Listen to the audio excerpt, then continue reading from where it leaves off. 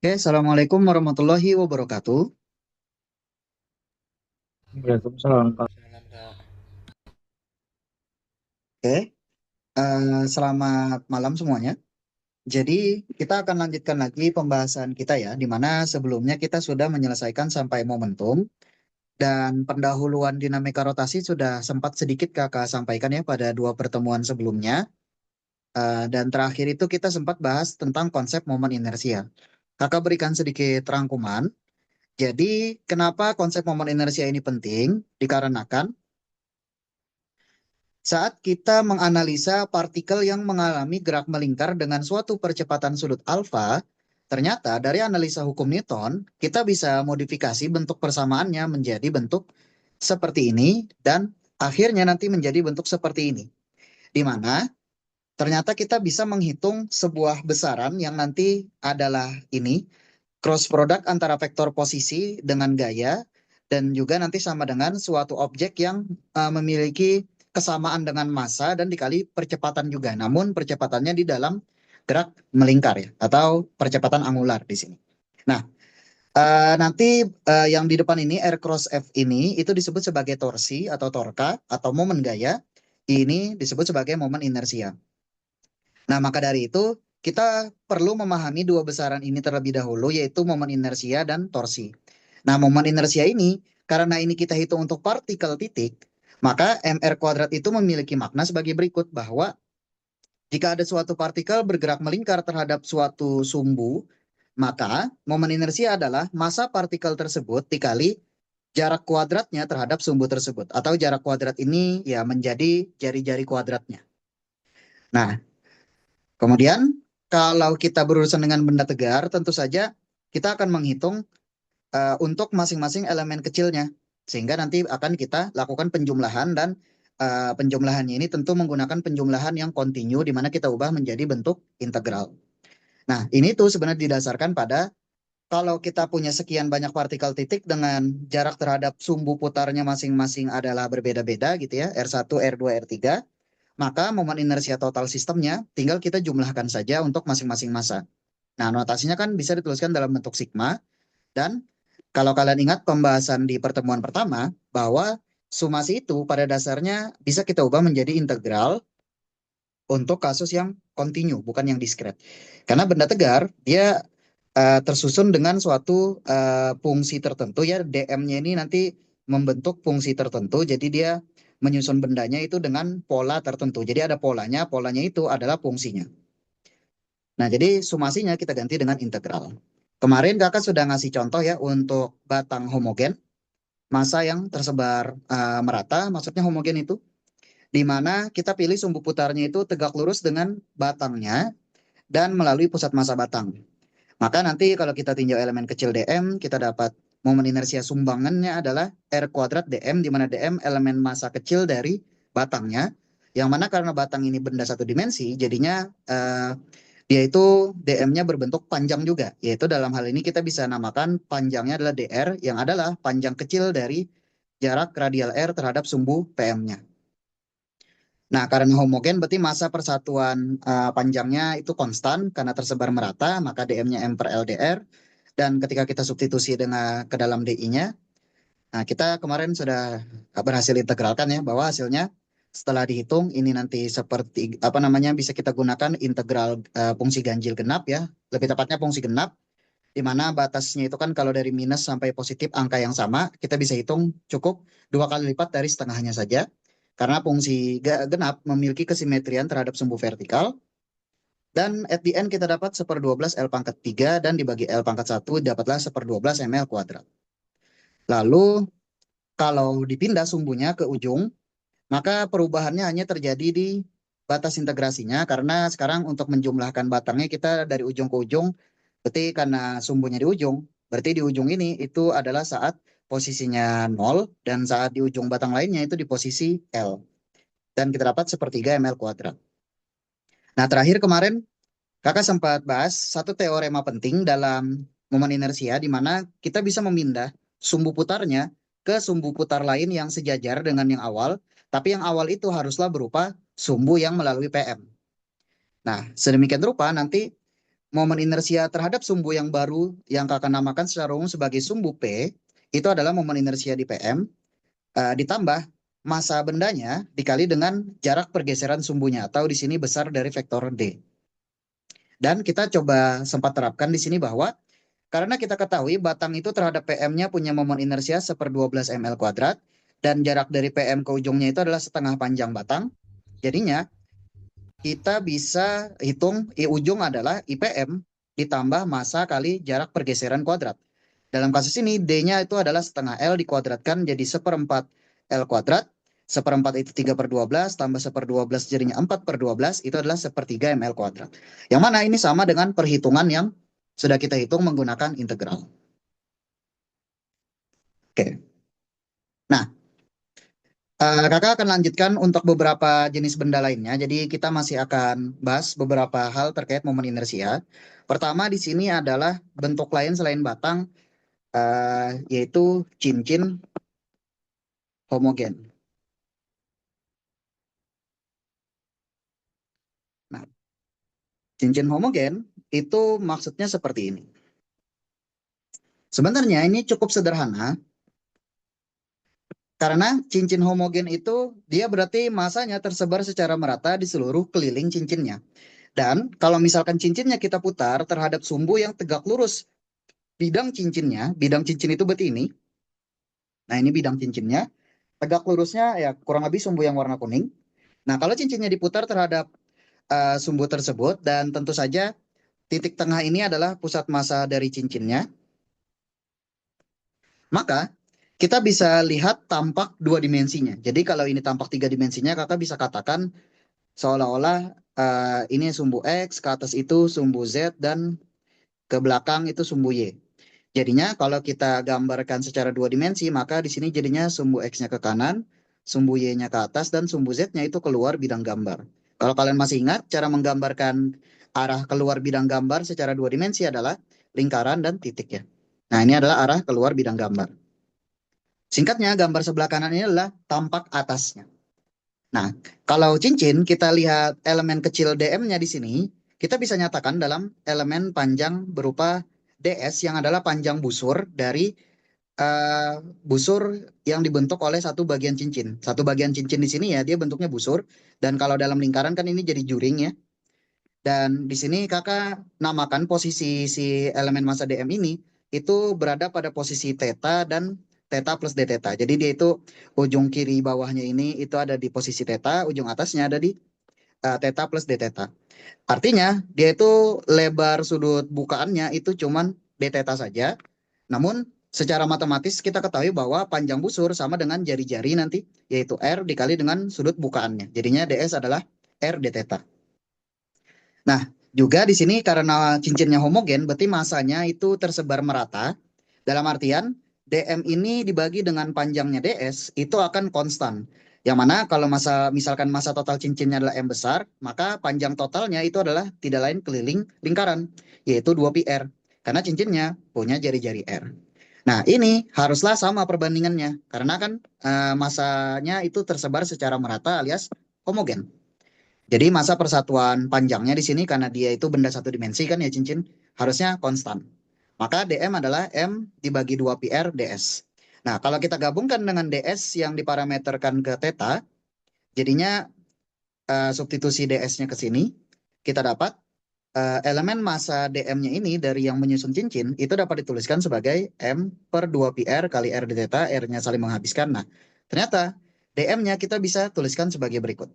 Bahwa elemen massa cincin ini itu adalah massa total cincin dibagi 2π dikali d theta.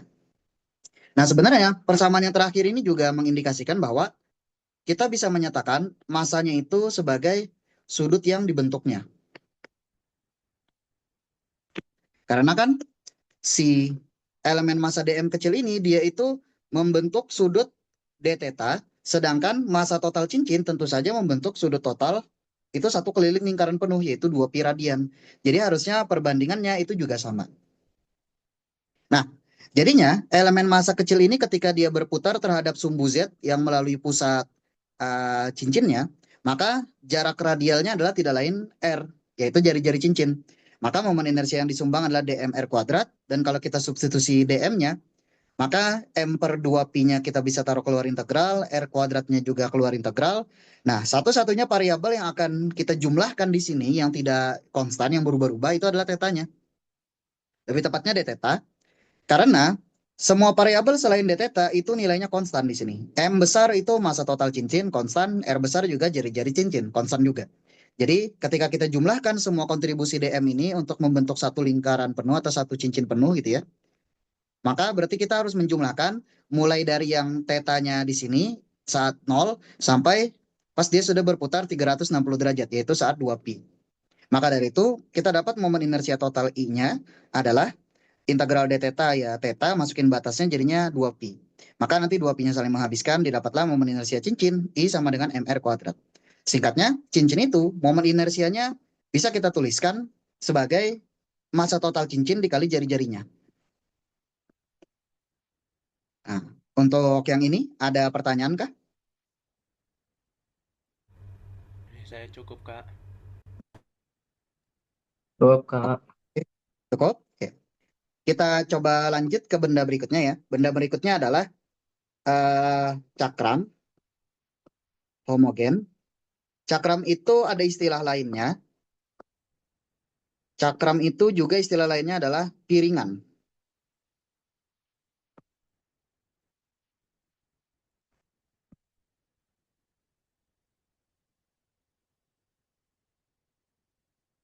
Kira-kira seperti ini.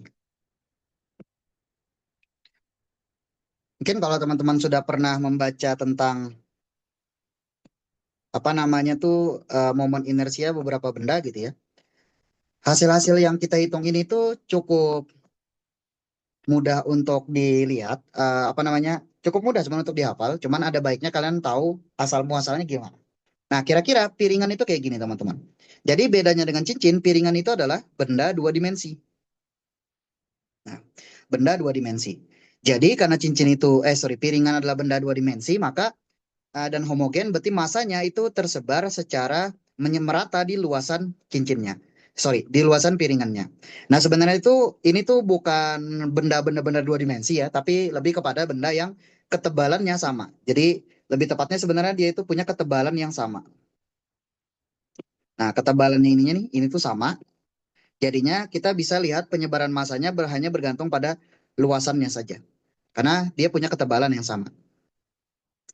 Nah, eh, kita selalu bisa membentuk elemen massa penyusunnya itu berdasarkan benda yang sudah kita ketahui momen inersianya. Contohnya, piringan, kalau kita lihat secara dua dimensi seperti ini, jadinya kan ya, tampak atasnya, maka kakak bisa susun piringan itu terdiri dari banyak cincin. Yaitu perwakilannya di sini adalah cincin yang punya jari-jari R kecil dan punya ketebalan, tentu ketebalannya ada di arah radial, jadinya dia adalah elemen panjang dari si R kecil atau DR. Nah, jadinya ini adalah contoh cincin yang menyusun cakram. Dan cincin ini nanti bervariasi mulai dari yang jari-jarinya 0 sampai yang jari-jarinya sama dengan jari-jari cincin. Sama dengan jari-jari piringan R besar. Dia akan menjumlahkan mulai dari yang paling kecil, dijumlahkan sedikit demi sedikit, sampai yang paling luar. Nah, terbentuklah sebuah piringan. Nah, masanya di sini tersebar di luasannya secara merata. Jadinya nanti kita akan hitung luasan elemen massa cincinnya ini berapa. Namun kalau kita anggap saja luasannya ini dulu punya luasan dA, maka harusnya dm per dA, yaitu perbandingan massa dan luasannya akan konstan. Dan berarti sama juga dengan massa total piringan, M besar per luasnya. Dalam kasus ini adalah luas lingkaran, PR besar kuadrat. Itu harusnya konstan. Maka massa elemen cincinnya dm kecil adalah M besar per PR kuadrat dA. Nah, terkait dA-nya, ini bisa kita tuliskan sebagai berikut. Jadi pendekatannya bisa dilakukan dengan cara kita potong cincinnya, lalu kita uraikan dan akan terbentuk semacam pita gitu ya. Nah, pita ini berarti dia akan punya panjang adalah panjang cincinnya yang dalam kasus ini adalah keliling, karena cincinnya punya jari-jari R kecil, maka kelilingnya berarti 2pi R kecil, dan ketebalannya di sini akan jadi semacam tinggi atau lebarnya di sini itu adalah DR. Maka luasannya ya kayak menghitung luas persegi saja, jadinya 2pi R dikali DR. Nah, jika kedua data ini kita gabungkan, kita substitusi dA-nya ke sini, kita dapatkan nanti dm kecilnya atau elemen massa cincinnya adalah massa total cincin per pi r kuadrat dikali 2 pi r kecil dr kecil. Nanti pi-nya bisa kita saling menghabiskan, coret ya. Maka dm-nya adalah 2m besar per r besar kuadrat r kecil dr. Nah, baru kita hitung. Untuk cincin dengan massa dm dan jari-jari r, momen inersia yang disumbangnya berapa? Artinya, karena kita ketahui dari pembahasan sebelumnya bahwa cincin itu, kalau kita punya cincin bermassa m besar dan jari-jari r besar, maka momen inersianya adalah simply massa kali jari-jari kuadrat. Nah, maka demikian di sini juga. Jadi elemen cincin ini akan menyumbang momen inersia sebesar dI, dan besarnya adalah massanya dm dikali r kecil kuadrat. Tinggal kita substitusi dm kecilnya ke sini. Nah, maka kita peroleh hasil sebagai berikut. Pertama, 2M besar per R besar kuadrat ini konstanta, bisa kita keluarkan dari integral. Lalu nanti R kecil dr kita kalikan dengan R kecil kuadrat. Didapatlah R kecil pangkat 3 dr. Nah, kalau kita jumlahkan semua kontribusinya, kita akan dapat momen inersia total. Dan untuk jari-jarinya itu bervariasi. Jadi jari-jarinya di sini masuk ke yang R kecil khususnya itu masuk ke dalam integral. Karena jari-jari R kecilnya itu bervariasi mulai dari yang paling kecil tadi di tengah ya, berarti pas jari-jarinya masih nol, sampai yang paling luar nanti cincinnya itu punya jari-jari sama dengan jari-jari piringan R besar. Jadi batasnya berarti dari nol sampai R besar. Nah, integralnya tinggal gunakan integral pangkat, di mana kalau kita punya X pangkat N dx, integralnya adalah X-nya pangkatnya ditambahin 1, lalu dibagi dengan pangkat yang baru tersebut.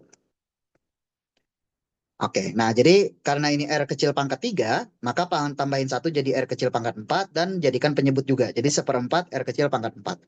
Masukin batasnya nanti kalau kita masukin batas atas R besar ya jadi seperempat R besar pangkat 4.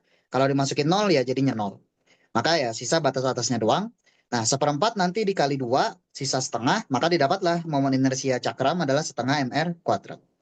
Namun ini perlu digarisbawahi bahwa momen inersia setengah MR kuadrat itu adalah momen inersia kalau cakramnya diputar terhadap sumbu yang seperti ini, yaitu tegak lurus dengan bidang cakramnya dan melalui PM cakramnya. Nah, karena kalau tidak melalui PM, nanti perhitungannya akan berbeda. Oke, untuk contoh yang kedua ini, ada pertanyaan dulu Kak? Cukup, Kak. Oh, Kak. Oh, cukup. Oke. Kalau begitu, Kakak sambung satu teorema tambahan, namanya adalah teorema sumbu tegak lurus. Nah, ini juga teorema yang cukup penting dan sering dipakai. Dan teorema ini digunakan khusus untuk benda berbentuk luasan atau istilahnya adalah planar. Jadi planar ini benda berbentuk luasannya. Benda berbentuk luasan.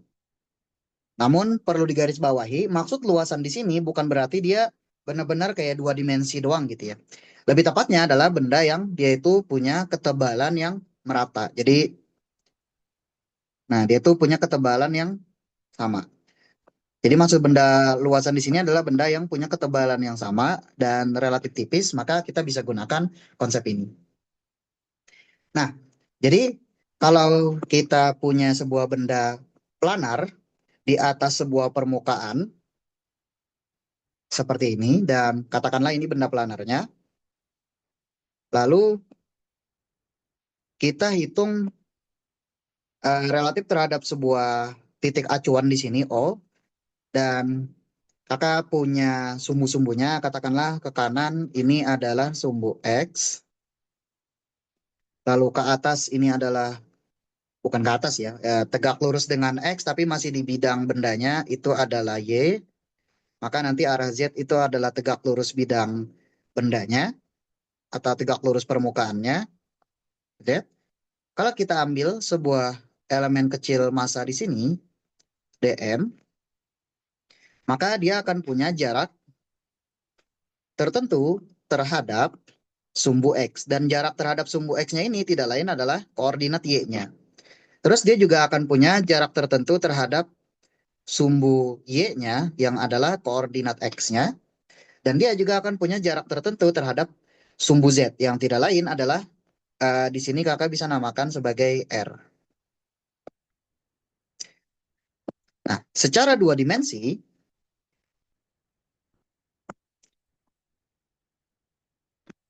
kurang lebih visualnya akan jadi seperti ini. Ini sumbu Y-nya, ini sumbu X-nya, dan ini adalah sumbu Z-nya. Nah, si elemen massa tadi di sini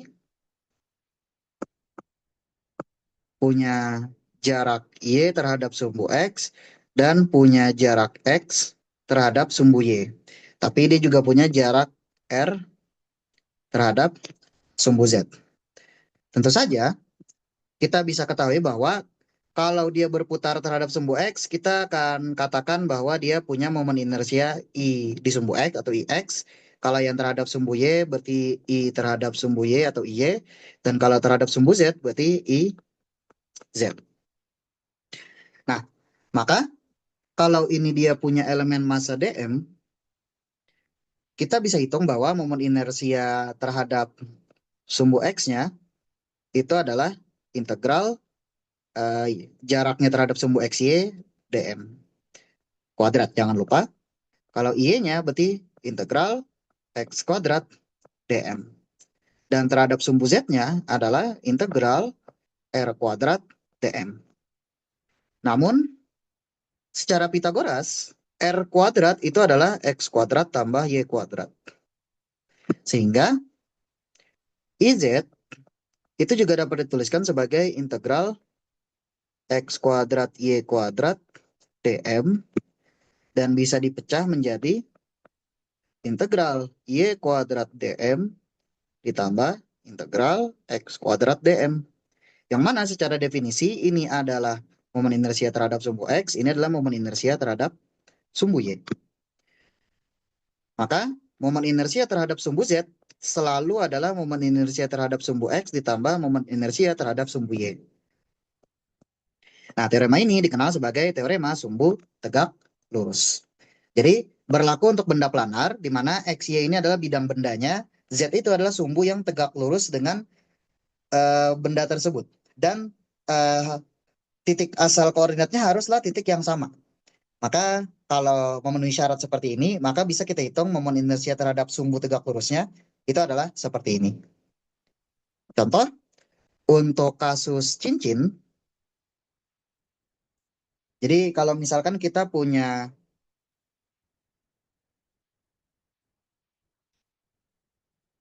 cincin gitu ya. Nah, cincin kayak gini, jadi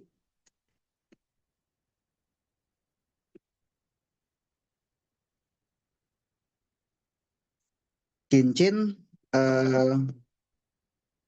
homogen, tapi terhadap diameter. Jadi sumbu putarnya itu bukan terhadap sumbu yang tegak lurus bidang cincin, melainkan sumbu yang sejajar dengan bidang cincin. Maka kita bisa gambarkan kayak gini. Jadi cincinnya itu ada di bidang X dan Y, di mana arah Z itu adalah arah tegak lurusnya. Maka nanti kita bisa lihat dari kesimetrian, karena cincin itu dia bentuknya simetri sempurna, harusnya kalau cincinnya diputar terhadap sumbu Y atau diputar terhadap sumbu X, itu akan menghasilkan putaran yang sama. Karena kalau kita ambil contoh, kalau dia diputar terhadap sumbu Y kayak gini, dan kalau dia diputar terhadap sumbu X,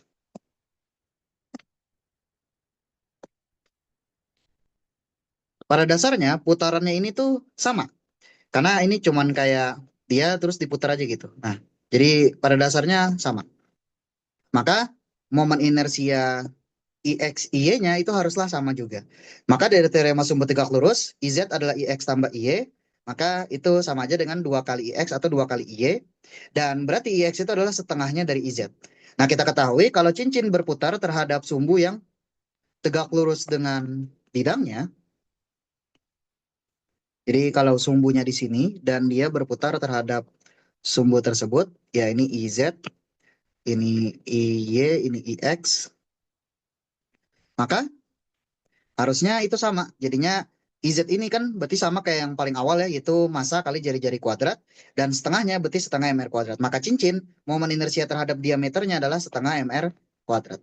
Jadi ini sama, ini setengah MR kuadrat. Ini juga sama, setengah MR kuadrat.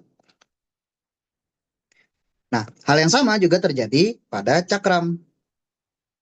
Jadi kalau kita lihat cakram,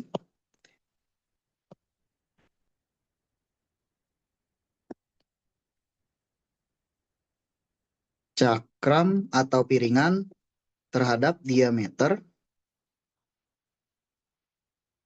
Nah, ini juga sama. Jadi kalau dia diputar terhadap diameternya, maka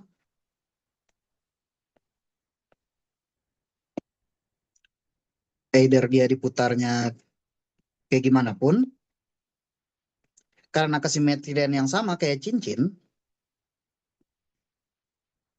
jadi mau dia diputar terhadap sumbu vertikal, terhadap sumbu horizontal, maupun sumbu yang tegak lurus dengan bidangnya, IY, IX, maupun IZ. Nah, karena kesimetrian juga sama di sini. Kasusnya adalah IX-nya sama dengan IY, sedemikian hingga nanti IZ-nya itu sama dengan 2 kali IX atau 2 kali IY sama aja, dan berarti IX-nya adalah setengah IZ. Dan kita ketahui cakram itu IZ-nya atau sumbu terhadap sumbu yang tegak lurus dan melalui pusatnya itu adalah setengah MR kuadrat. Maka ini nanti jadinya adalah seperempat MR kuadrat. Gitu. Oke, sampai sini ada problem dulu kah?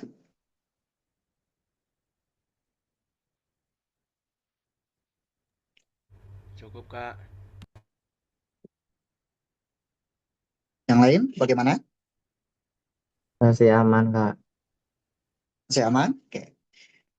Next ya, kalau masih aman, kita lanjut ke benda berikutnya yang agak lebih kompleks sedikit, yaitu kulit bola.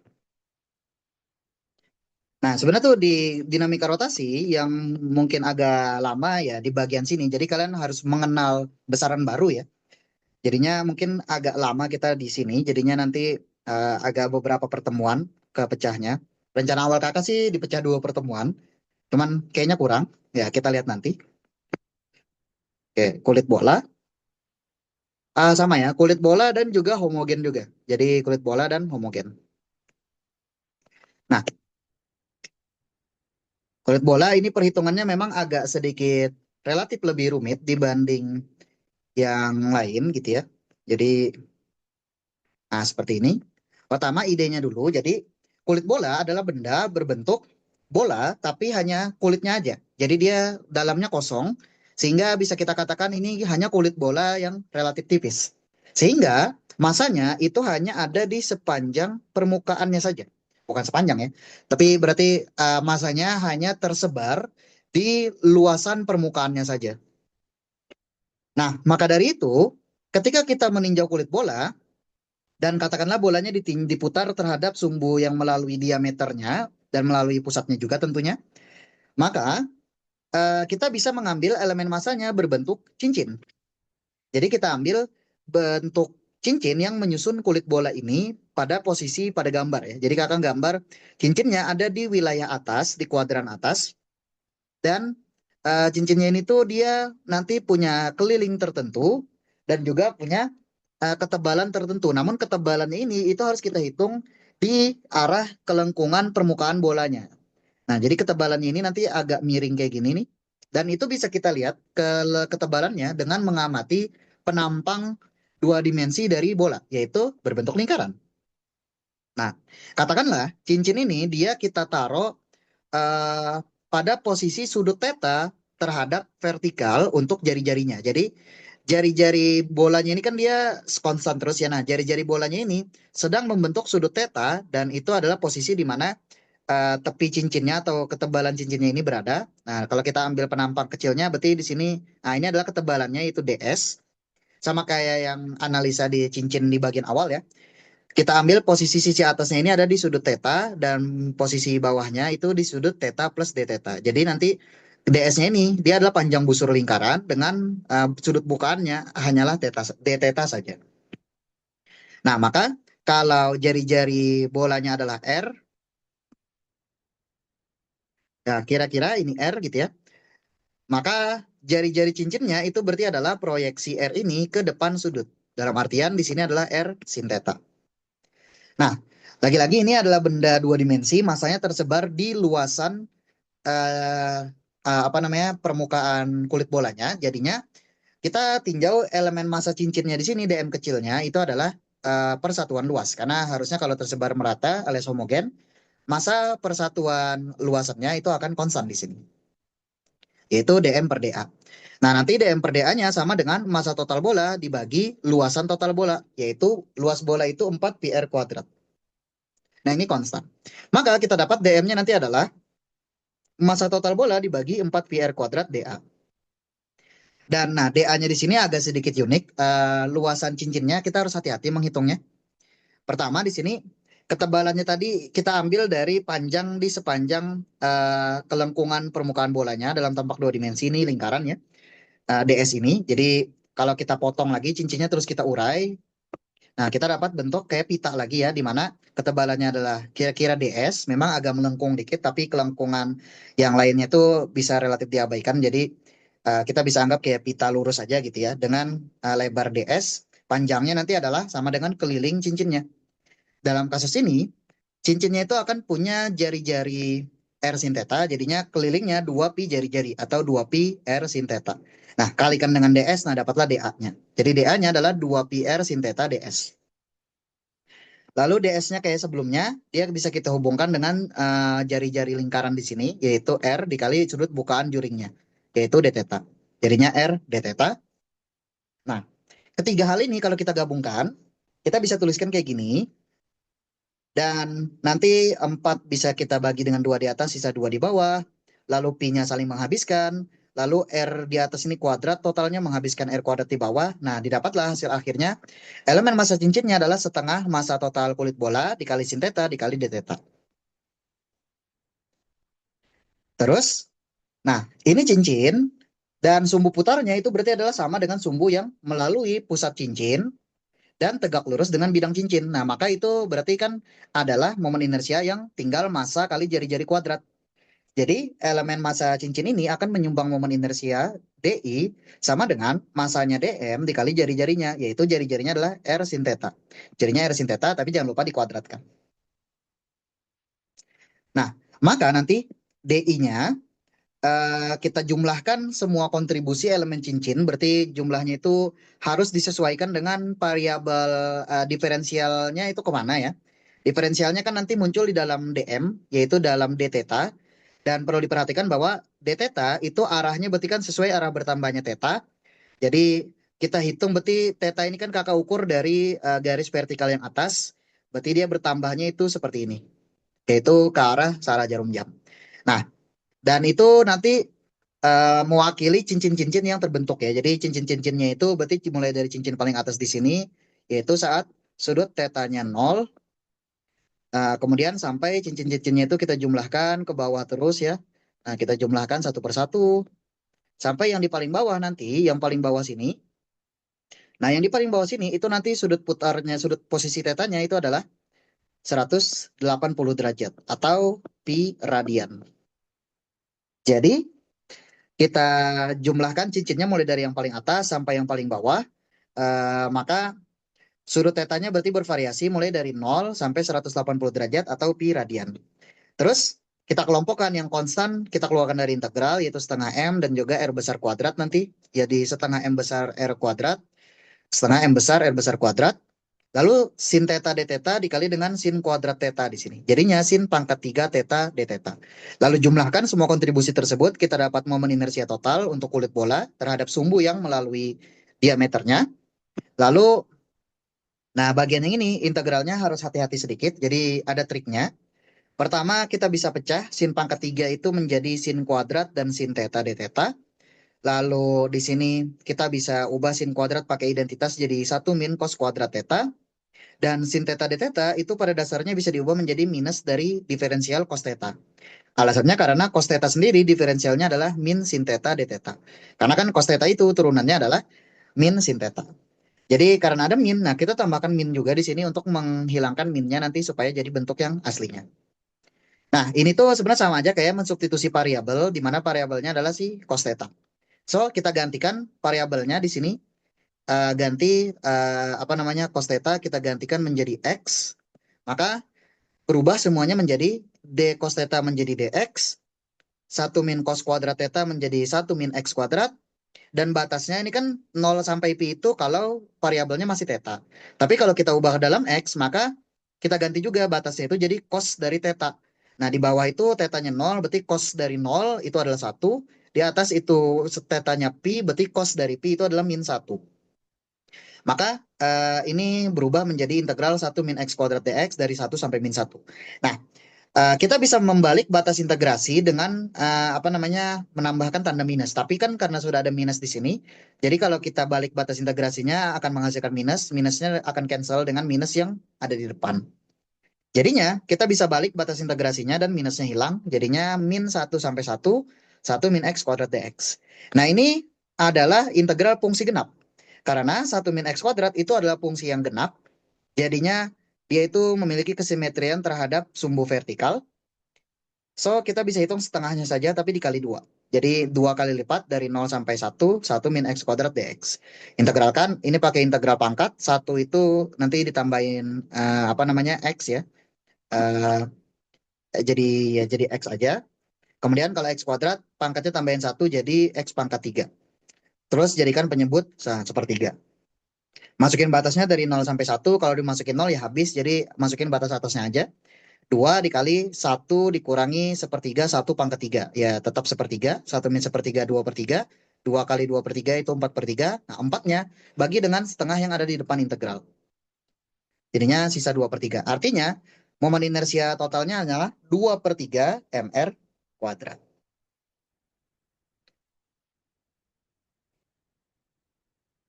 Oke, kurang lebih seperti itu. Sampai sini ada yang mau ditanyakan dulu? Cukup, Kak. Kak, Kak, saya mau nanya, Kak. Boleh. Saya masih belum paham kenapa R-nya itu pakai R sin theta gitu, Kak, nggak pakai R biasa. Oh, oke. Kenapa pakai R sin theta ya? Kak. Oke, jadi gini. Nah, yang kakak hitung di sini kan kakak meninjau penyusunnya. Jadi kan kita selalu bisa menyusun benda yang lebih kompleks berdasarkan benda yang lebih sederhana. Kulit bola di sini kakak pengen susun dalam bentuk susunan cincin. Maka cincinnya itu bakal punya jari-jarinya kan yang ini ya. Nah, sedangkan bola, bola itu kan dia punya jari-jarinya apa? Jari-jarinya kan, ini adalah jari-jari bolanya nih, air besar. Yang mana air besar ini kan adalah sama juga dengan yang ini. Ini juga air besar kan? Ini juga air besar. Ini juga air besar. Singkatnya kan air besar ini jari-jari kulit bolanya gitu. Sedangkan jari-jari cincinnya itu cuman jarak dari tepi sini nih ke sumbu vertikal kan ya. Nah, ketika kakak berikan posisi bahwa di sini itu sudutnya theta, maka kan kita dapat sebuah objek berbentuk ini sumbu vertikal, terus ini cincinnya, dan cincinnya ini ujungnya ini tuh dia berjarak R ke pusat bola dan di sini terhadap vertikal sudut jari-jari bolanya itu adalah theta. Maka kita bisa hitung nih jari cincinnya. Nah, jari cincinnya ini kan dia membentuk segitiga siku-siku kan, jadinya sin tetanya adalah depan per miring ya. Jadinya depan sudutnya R script dibagi R besar, maka R scriptnya berarti R besar sin theta. Nah, R script ini itu adalah jari-jari cincinnya karena cincin kita itu kan ya cincinnya yang ini gitu. Jari-jarinya kan tentu bukan yang R besar ya, karena itu kan jari-jari bola. Jari-jari cincinnya itu yang ini, yang R besar sin theta. Kira-kira gitu. Bisa dipahami kah? Oke, Kak. Kasih, Kak. Oke. Ya. Oke, ada lagi kah yang mau ditanyakan?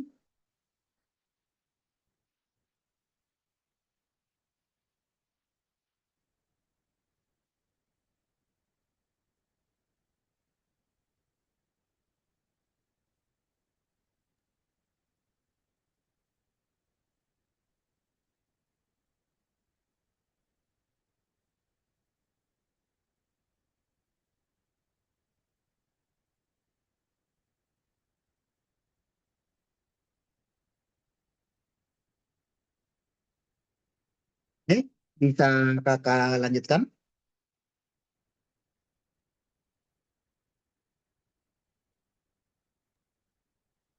Bisa Kak. Oke, kalau bisa, nah pembahasan terakhirnya kakak pengen balik ke pembahasan awal kita.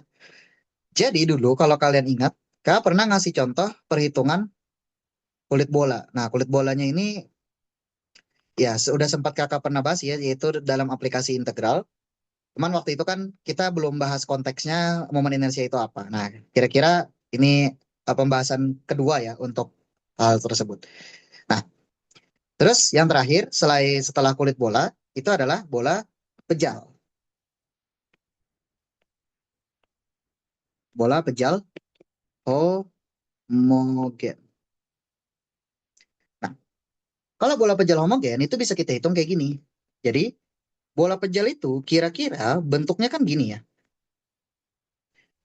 Padat gitu. Dia isinya penuh dan padat. Jadi, kalau misalkan kita putar dia terhadap sumbu yang melalui diameternya juga, nah berapa nih momen inersianya? Kita bisa hitung dengan cara kita bikin elemen massa di sini ada banyak pilihannya bisa macam-macam. Cuman yang paling mudah aja kakak ambil yaitu kita susun bola ini sebagai susunan cakram-cakram atau susunan piringan-piringan. Jadi piringannya ini ada banyak gitu ya. Dan kira-kira seperti inilah kira-kiranya.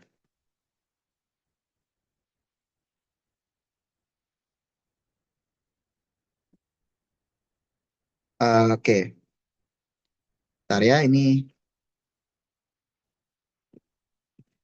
hmm, lebih enak kalau dibikin kayak gini.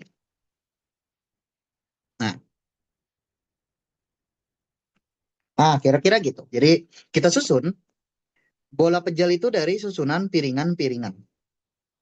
Nah, piringannya ini kakak taruh lokasinya itu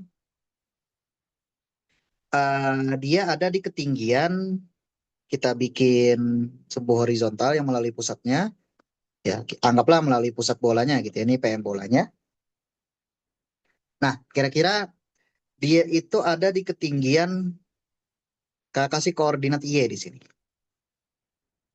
Maka nanti ketebalannya di sini kakak bisa ambil sebagai DY. Nah, terus kita pilih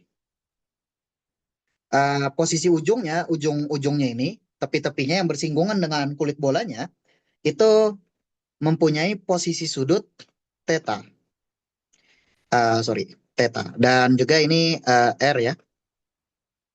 Jadinya kita bisa hitung nanti semacam jari-jari juga di sini. Nah, ini jari-jarinya kakak sebut R kecil. Dan ya, kakak dapat sebuah segitiga di sini ya. Segitiganya itu terdiri dari, nah ini sudutnya bakal theta juga di sini. So, segitiganya gini. Ini adalah Y nanti. Kemudian ini adalah R. Dan ini adalah R kecil. Dengan di sini adalah theta. Nah, kita bisa hubungkan via sin theta. Sin theta itu adalah depan per miring. Dan cos theta adalah samping per miring. Artinya, kakak bisa hubungkan Y adalah R besar sin theta. Sedangkan, sorry, bukan X ya, tapi R kecil. Nah, R kecil adalah R besar cos theta. Terus, cakram ini, katakanlah dia punya massa dm, dan tentu di sini massanya itu berupa volume ya. Jadi berupa volume, di mana massanya ini dm dapat kakak tuliskan sebagai, apa namanya, kita bisa pakai perbandingan atau bisa pakai konsep massa jenis, karena kan sama aja ya. Jadinya gini, kalau kakak bagikan ke elemen volumenya, ini harusnya sama dengan volume massa total bola dibagi volume bola, yaitu 4/3 pi R pangkat 3. Nah, artinya si DM ini bakal punya massa berarti 3M besar per 4 pi R besar pangkat 3 lalu dikali dV. Terkait dV-nya, ini adalah volume dari cakramnya. Nah, cakramnya ini kan punya jari-jari R kecil dan ketebalan vertikalnya dy. Jadi kita bisa dekati bentuknya kayak silinder ya, yaitu luas alasnya yaitu sama dengan pi R kecil kuadrat dikali dengan dy. Maka eh, kalau kakak gabungkan dua ini, kita taruh di bawah. Nah, ini gabungkan gitu ya.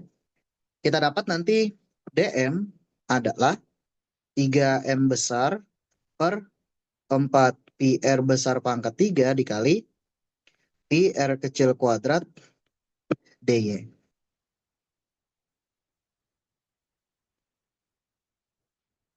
Terus apa namanya?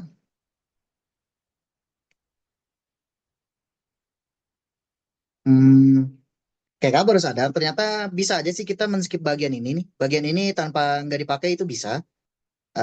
Bisa di skip aja. Tadi kakak berpikir akan ke arah Y, tapi nggak akan pakai theta, tapi sebenarnya tanpa theta pun bisa. Jadi kita kita nanti akan skip bagian ini, jadi nggak diperluin. Nah, langsung dari sini aja. Dari sini kan kita dapat bahwa pi-nya habis ya. Maka ya ini nggak bisa disederhanain lebih lanjut. Ya sampai seperti ini. 3M besar, kemudian 4 R besar pangkat 3, lalu R kecil kuadrat dy. Oke, sampai situ. Nah, lalu kita langsung ke eh, Pitagorasnya aja. Jadi dari Pitagoras, tanpa segitiga, ini kita bisa langsung menghubungkan R dan Y. Jadi dari Pitagoras, harusnya kan R besar kuadrat sama dengan R kecil kuadrat ditambah Y kuadrat. Artinya kan R kecil kuadrat itu adalah R besar kuadrat min Y kuadrat. Nah, ini bisa langsung masukin aja ke sini. Maka dm-nya akan menjadi 3M besar per 4 R besar pangkat 3. Lalu R besar kuadrat min Y kuadrat dy. Nah, udah ini dinyatakan dalam satu variabel. Tapi kayaknya pas kakak pikir-pikir lagi, kayak jangan dulu deh. Karena nanti bakal ada yang disubstitusi lagi. So, mungkin kakak namain dulu aja. Ini persamaan satu, ini persamaan dua. Nah, belum beres karena kita nanti perlu momen inersia. Oke, kita ke momen inersianya dulu. Jadi, karena ini cakram, elemen massa penyusunnya kakak ambil dari sebuah cakram, maka gunakan momen inersia cakram, yaitu setengah massa jari-jari kuadrat. Masanya dm, jari-jarinya r kecil kuadrat. Nah, baru deh masukin pertama masukin dm-nya dulu samaan satu, maka kontribusinya berarti adalah setengah apa namanya setengah, terus 3m besar, kemudian 4 pi, sorry, pi-nya udah habis, berarti 4 r besar pangkat 3, kemudian r kecil kuadrat dy lalu dikali r kecil kuadrat. Berarti di-nya itu adalah 3m besar per 8 r besar pangkat 3 r kecil pangkat 4 dy.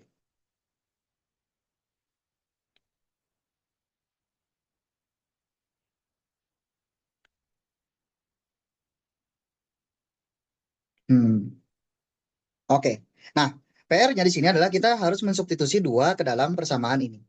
Jadi bisa dilakukan ya dengan cara, karena itu R pangkat 4, jadi persamaan dua kita kuadratkan dulu aja. Ini kan akan didapat R kecil kuadrat. Kalau misalkan dikuadratkan lagi, ini tidak lain adalah R kecil pangkat 4, berarti adalah R besar kuadrat yang dikuadratkan R besar pangkat 4, kemudian ditambah minus Y kuadrat dikuadratkan, minusnya hilang, jadi Y besar pangkat 4. Dan suku silangnya minus 2 R besar kuadrat Y kecil kuadrat. Nah, ini sebutlah persamaan dua aksen. Baru dua aksen masukin ke dalam 3. Berarti kita dapat DI sama dengan 3M besar per 8 R besar pangkat 3. Lalu ini kalau disubstitusi dua aksen akan menjadi R besar pangkat 4 DY, Y pangkat 4 DY, min 2 R besar kuadrat Y kuadrat DY. Nah, ini tinggal diintegralkan saja. Jumlahkan untuk semua kontribusinya. Kalau kita integralkan momen inersianya, kita akan mulai dari awalnya 0 sampai akhirnya dapat momen inersia total. Nah, sedangkan Y-nya di sini kita akan menghitung dari ini ya, yaitu kakak definisikan dari posisi tengah di sini. Sedangkan cakramnya akan kita hitung sampai membentuk bola penuh, itu kan harus dimulai dari yang paling bawah di sini, yaitu nanti berarti dimulai dari Y sama dengan minus R, sampai di yang paling atas ini, itu nanti adalah di posisi Y sama dengan plus R.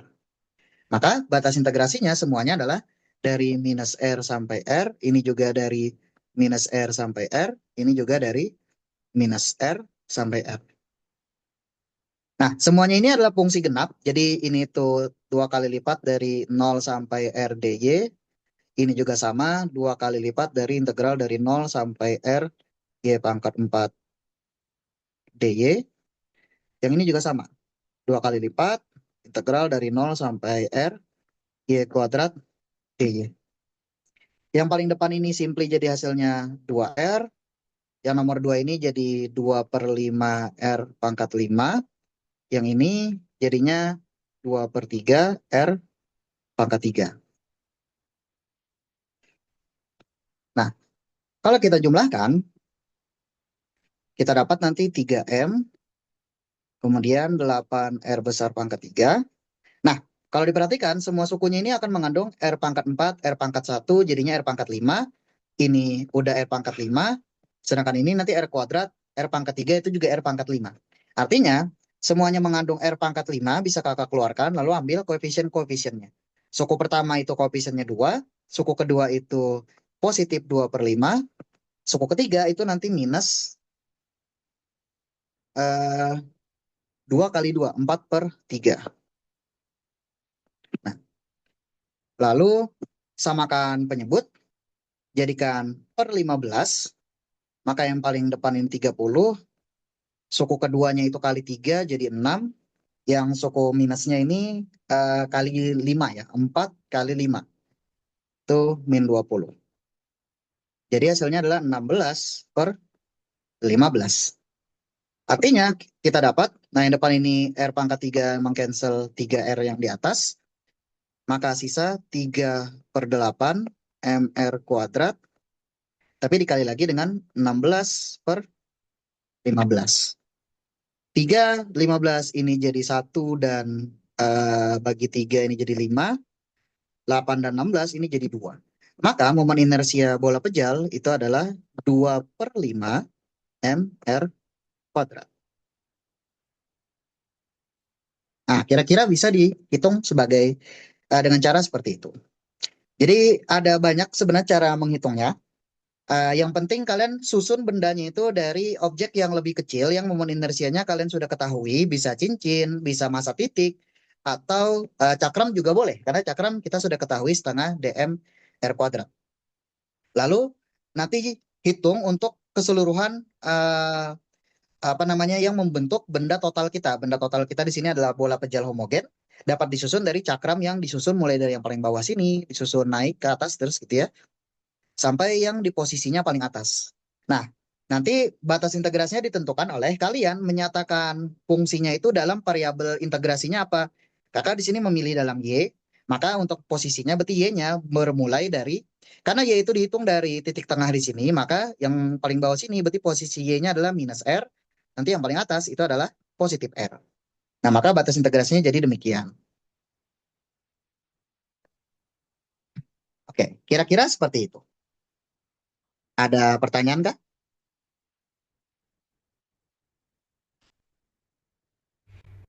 Cukup, Kak. Ya cukup, Kak. Oke, sebentar ya, kakak mau balas pesan sebentar.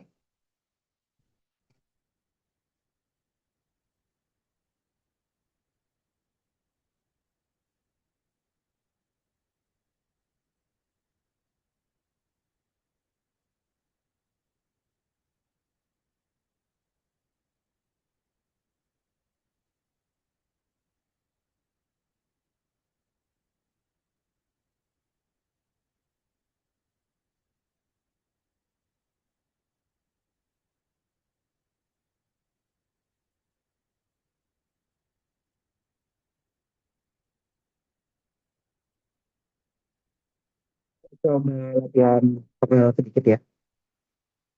Kita bahas satu soal yang sekiranya menerapkan konsep yang tadi kita bahas. Hmm, oke, ada di soal PSK 2024.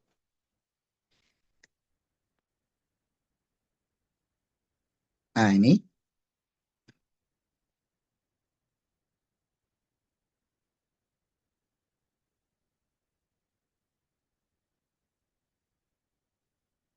Oke.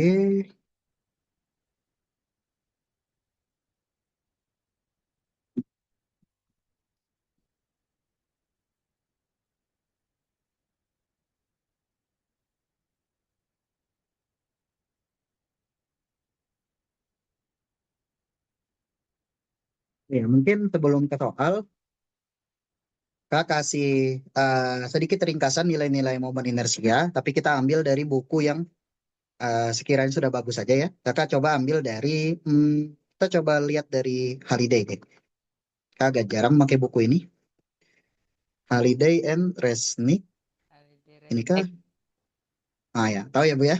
Holiday and Resnick. Iya, itu pelajaran di semester 1 nanti kalau kalian ngambil fisika murni dah.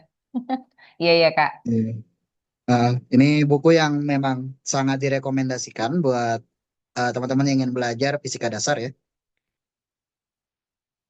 Nah, kita coba ambil rangkuman momen inersia dari sini. Kita screenshot saja dan kita taruh. Karena at the end nantinya jadinya hafalan sih teman-teman ya. Jadinya kalian nggak harus nurunin momen inersianya one by one. Jadi lebih kepada kayak hafalan aja untuk nilai momen inersianya. Nah ini. Ini kira-kira beberapa yang cukup penting lah ya. Ilustrasinya cukup bagus kakak rasa. Jadi bisa dilihat.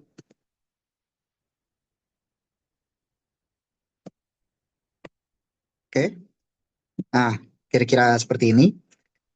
Tapi kakak mau coba studi banding ya. Kita coba cek ke buku lain. Misalkan Gian Coli. Nah, ini juga apa namanya buku yang mirip kayak Holiday. Tapi kalau misalkan kalian ingin membacanya, salah satu aja ya. Jadi jangan dua-duanya. Salah satu aja cukup sebenarnya itu. Tapi kalau mau kayak melihat variasi soal-soalnya, boleh lah kalau mau dicoba dua-duanya. Karena walaupun isinya sama, tapi soalnya itu nggak sama. Soalnya beda-beda. Oke, nah kalau di Gen Poli dia menyatakannya kayak gini. Agak beda sedikit, tapi ya bisa jadi pembanding lah.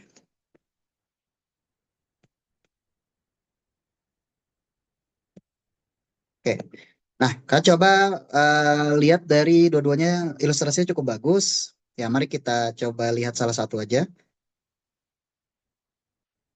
Nah, jadi di sini teman-teman itu selalu pasti ditambahkan yang namanya adalah sumbu putarnya itu yang mana ya. Jadi momen inersia itu dia nggak sama untuk semua sumbu putar karena pada sumbu putar ya benda yang sama tapi sumbu putarnya beda bisa jadi momen inersianya beda. Contoh tadi ini hoop ya hoop ini istilah untuk cincin ya. About central axis artinya tuh terhadap sumbu yang melalui pusatnya. Karena central axis itu bisa dibilang sumbu simetrinya, yaitu ya sumbu yang tegak lurus dengan hoopnya atau cincinnya dan melalui pusatnya. Jadi ya MR kuadratnya, masa kali jari-jari kuadrat. Nah, nanti ada juga yang tebal. Nah, ini bisa dibuktikan dengan cara perhitungan pakai integral ya, nanti nilainya seperti ini. Dan juga, nah, solid cylinder itu nanti sama dengan disk. Disk itu istilah untuk cakram. Jadi, solid cylinder kalau dilihat terhadap sumbu yang tegak lurus dengan alas dan tutupnya, itu jadinya dia kayak cakram karena secara dua dimensi tampak bentuknya itu ya kayak piringan ya kayak sebuah lingkaran saja makanya momennya sama setengah mr kuadrat. Tapi kalau diputarnya terhadap sumbu yang tegak lurus dengan sumbu simetrinya jadinya nanti adalah seperti ini. Dia dianggap sebagai batang juga terhadap pusat jadi ada suku 1/12 ml kuadrat namun dia juga adalah sebuah piringan yang diputar terhadap diameternya, yang itu tadi setengah dari sumbu yang Z-nya. Setengah dari setengah MR kuadrat, tadi kan adalah 1/4 MR kuadrat. Jadi kombinasi keduanya. Kalau batang tipis 1/12 MR kuadrat, bola pejal 2/5 MR kuadrat, bola berongga 2/3, Lalu terus juga cincin terhadap diameternya itu setengah meter kuadrat. Ini tadi sudah kita hitung pakai teorema sumbu sejajar, teorema sumbu tegak lurus. Dan nanti ada juga persegi panjang. Jadi kalau persegi panjang, nah bentuknya dia kayak dua buah batang yang punya panjang A dan B lalu dijumlahkan. Jadinya 1/12 MA kuadrat dan 1/12 MB kuadrat. Kurang lebih ya cukup mirip lah dengan yang di sini. Tidak berbeda jauh. Nanti kalau ada benda-benda unik yang lain kita akan bahas sesuai dengan sikonnya. Nah, contohnya di sini. Jadi di 2024 itu pernah keluar benda yang agak unik, yaitu benda berbentuk cakram atau piringan tapi berlubang. Nah, pertanyaannya adalah di sini diketahui dulu bahwa jari-jari piringannya ini itu 20 cm. Terus ada lubang yang lubangnya itu menyentuh tepi dan juga menyentuh pusat. Jadi berarti jari-jari lubangnya adalah setengah dari jari-jari piringan utuhnya. Nah, massa piringan yang tersisa yang diarsir itu adalah M 7,3 kg. Itu berarti massa yang abu-abu. Berarti tidak termasuk lubangnya. Nah, pertanyaannya adalah momen inersia piringan tersebut terhadap sumbu yang melalui pusat massanya dan tegak lurus bidang piringan itu adalah berapa kilogram meter kuadrat. Nah, di sini berarti pertama kita harus cari pusat massa, kedua kita hitung momen inersia terhadap sumbu yang melalui pusat massa tersebut dan tegak lurus dengan bidangnya. Nah, di sini hal pertama yang perlu dipahami adalah ini piringan itu kategorinya adalah benda planar ya, benda luasan. Artinya nanti itu masanya akan sebanding dengan luasannya. Tadi kakak kan nggak bahas lebih detail kenapa sebanding dengan luasannya ya. Jadi sebenarnya itu gini teman-teman. Kita ketahui bahwa kalau ada benda seperti ini, dia kan bakal punya ketebalan yang sama, maka harusnya massa itu kan adalah massa jenis kali volume. Di mana massa jenis eh, itu konstan ya, kalau dia bendanya homogen, karena memang disebutkan homogen, artinya massanya tersebar merata. Volumenya itu adalah kalau piringan ini kan kayak silinder ya, jadinya luas alas kali tinggi VR kuadrat kali tebalnya atau ketinggiannya T. Maka kalau kita identifikasi VR kuadrat itu adalah luasannya, jadinya bisa kita gabungkan massa sebanding dengan atau sama dengan massa jenis kali tinggi atau tebalnya dikali dengan luasan. Nah, karena massa jenis dan ketebalannya konstan, maka ya kita bisa katakan bahwa massanya sebanding dengan luasannya. Makanya disebutnya benda planar karena kecenderungan massanya itu penyebarannya hanya bergantung pada luasannya saja. Nah, dengan sudah mengerti ini, kita sekarang bisa menghitung massa piringannya. Jadi kita bisa gunakan prinsip yang namanya superposisi. Superposisi itu singkatnya adalah penjumlahan, tapi kita lihat dalam sudut pandang yang berbeda-beda. Contoh sederhananya adalah seperti ini, bahwa kita bisa melihat bahwa piringan yang punya lubang itu adalah piringan yang utuh, lalu dikurangi piringan dengan ukuran lubangnya. Dalam artian, dikurangi piringan ukuran lubang tuh kayak kita melubangi piringannya dengan ukuran lubangnya gitu. Maka jadinya kan piringan berlubang. Nah, kita ketahui bahwa piringan berlubangnya ini punya massa totalnya adalah M. Maka kalau dia masih utuh, berarti kan berbeda kan masanya ya. Jadi kakak namakan masanya M1, sedangkan piringan seukuran lubangnya ini kakak namakan M2. Maka dari jari-jarinya kita bisa dengan mudah hitung bahwa luasan yang satu ini A1 adalah PR kuadrat, yang M2 itu jari-jari yang setengah, maka luasannya seperempatnya. Nah, karena massa sebanding dengan luasan, berarti massa perbandingan massa dan luasannya juga sama. Jadi M1 per M2 sama dengan A1 per A2. Dan singkatnya ini nanti PR kuadratnya cancel, jadinya seperempat di bawah naik ke atas jadi 4.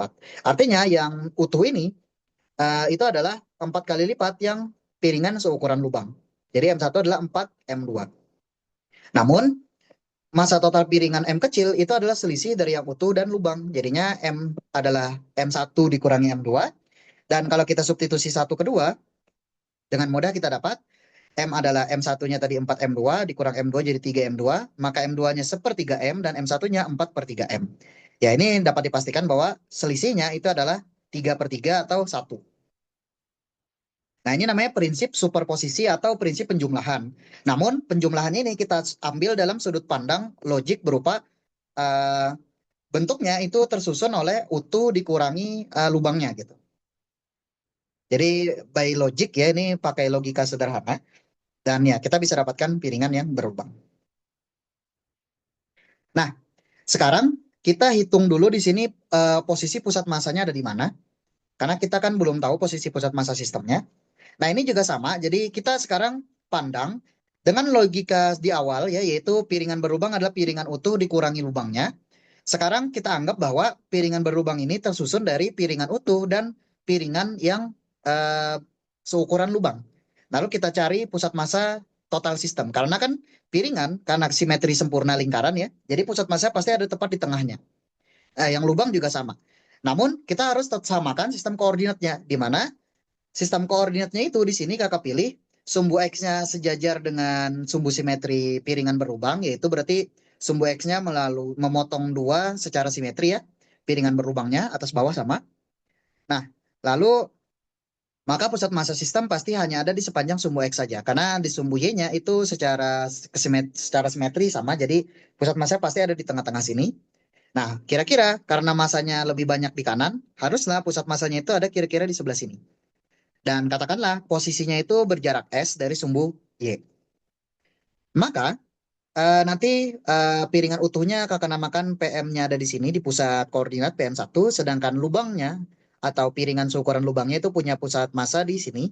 Berarti dia berjarak setengah R di sebelah kiri sumbu Y. Maka ini berarti di koordinat X yang negatif, yaitu negatif setengah R. Nah, berdasarkan konsep pusat massa, posisi pusat massa itu kayak nilai rata-rata ya. Jadi massa dikali posisi pusat massa tiap benda. Ada dua benda penyusun, piringan utuh dan piringan seukuran lubang. Nah, untuk piringan seukuran lubang, ini kan dikurang ya. Tapi kita bisa pandang sebagai penjumlahan tapi dengan bilangan negatif.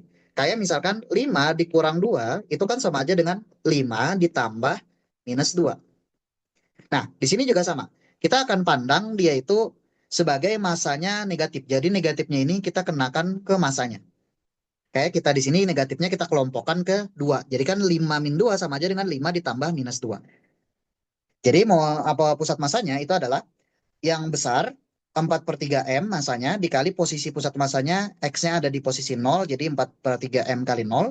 Ditambah min 1/3 M yaitu nanti pengurangan lubangnya dikali posisi pusat masanya itu adalah 1/3 R negatif. Karena dia di sebelah kiri dari sumbu Y atau di wilayah X negatif. Nah, nantinya ini min 1/3 M dikali min setengah R jadinya adalah 1/6 MR.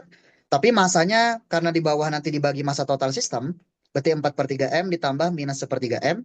Nah, masanya nanti akan saling menghabiskan semuanya, sisa di atas sisa 1/6 R positif, di bawah itu 4/3 kurang 1/3 basically 1. Maka posisi pusat masanya adalah 1/6 R di sisi kanan dari sumbu Y, alias di posisi X positif, di 1/6 R. Nah, posisi pusat masanya sudah beres. Sekarang baru kita menghitung momen inersia total sistem terhadap PM-nya. Di sini kita memerlukan teorema sumbu sejajar. Pertama, dua hal yang perlu diingat adalah piringan, momen inersianya selalu setengah massa kali jari-jari kuadrat, dan teorema sumbu sejajar memungkinkan kita untuk memindah momen inersia dari yang awalnya melalui sumbu di pusat massa menjadi momen inersia pada suatu sumbu lain yang sejajar dengan yang di pusat massa dan berjarak katakanlah D, maka terhadap sumbu yang baru tersebut adalah momen inersia terhadap PM ditambah massa benda kali jarak pergeseran kuadrat atau MD kuadrat. Nah, dua hal ini akan kita terapkan pada problem ini, di mana lagi-lagi superposisi lagi, tapi sekarang kita lihat dalam sudut pandang penjumlahan momen inersia. Maka berarti momen inersia total sistem, yaitu piringan berlubang, adalah total momen inersia piringan yang utuh yang besar dikurangi momen inersia piringan seukuran lubang yang bermassa negatif. Nah, kita bisa pecah seperti ini. Jadi pertama IPM ya terhadap PM sistem berarti adalah IM1 terhadap PM, berarti untuk piringan yang besar terhadap PM, dan juga IM2 terhadap PM. Jadi untuk piringan yang kecil terhadap PM. Di sini berarti yang perlu kita perhatikan adalah pertama yang paling utama adalah jarak pergeseran sumbunya. Untuk M1, PM1-nya tepat di pusat koordinat dan PM-nya berjarak 1/6 R. Jadi jarak pergeserannya tidak lain adalah 1/6 R. Nah, sedangkan piringan yang seukuran lubang PM2 itu berjarak setengah jari-jari ditambah 1/6. Jadi 1/2 R ditambah 1/6 R. Nah, ini kan setengah R itu 3/6 ya. 3/6 R tambah 1/6 jadi 4/6 bagi 2 atas bawah jadinya 2/3 R. Nah, 2/3 R adalah jarak dari PM2 ke PM sistem. Maka sekarang tinggal dihitung. Kita hitung dari IM1PM dulu, maka berarti IPM setengah massa jari-jari kuadrat ditambah massa kali jarak pergeseran kuadrat. Nah, kalau perbesar sedikit, M1 massanya adalah 4/3 M, jadi setengah kali massa 4/3 M kali jari-jarinya R dikuadratkan. Lalu massa 4/3 M kali jarak pergeseran kuadrat. Jarak pergeserannya 1/6 ke pusat massa sistem, jadinya 1/6 R yang dikuadratkan. Jadinya nanti 1/36. Nah, lalu hitung, ini 4/3 dan setengah, coret atas bawah 2, sisa 2 di atas. Lalu 1/36, ini 36 bisa dibagi 4, ini juga bagi 4, sisa 1, ini 1/9. Jadinya, suku pertama menyisakan koefisien 2/3, suku kedua menyisakan koefisien 1/3 dan 1/9. Hasilnya 1/27. Jadi 2/3 ditambah 1/27 dan semuanya mengalihkan massa kali jari-jari kuadrat. Itu untuk IM1PM. Nah, untuk IM2PM ini harus hati-hati sedikit. Karena pertama IPM-nya dulu adalah setengah massa kali jari-jari kuadrat, berarti setengah. Massanya min 1/3 M, jari-jarinya adalah setengah R dikuadratkan, yang mana jadinya 1/4 R kuadrat. Ditambah massanya lagi min 1/3 M kali jarak pergeseran kuadrat, yaitu 2/3 R yang kemudian dikuadratkan jadi 4/9 R kuadrat. Kita hitung.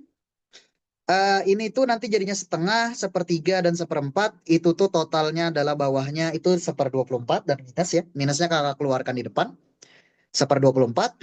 Suku kedua adalah 4/9 dikali 1/3 jadinya 4/27. Nah, nanti mengalihkan MR kuadrat. Sama minus juga, minusnya kita taruh di luar. Oke, kita gabungkan yang pertama dengan yang kedua ini.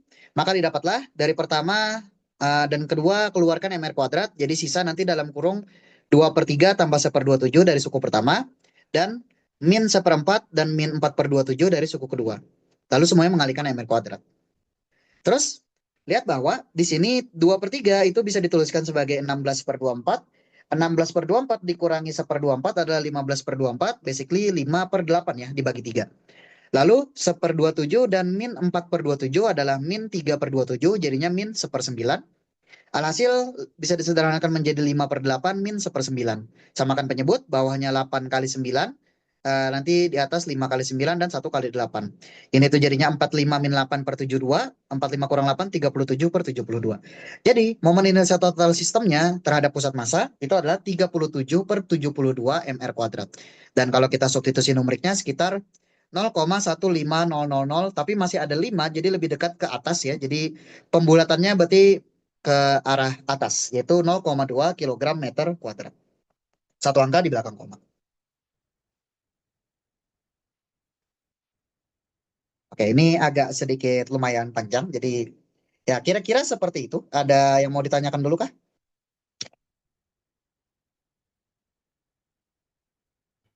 Dari saya cukup, Kak. Yang lainnya bagaimana?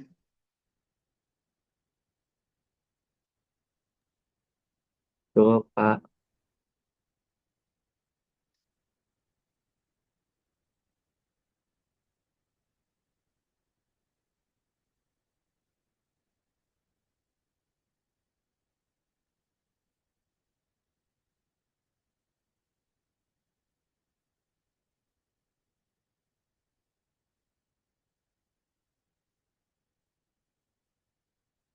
Yang kita cukup, ya wes kita pindah topik ya.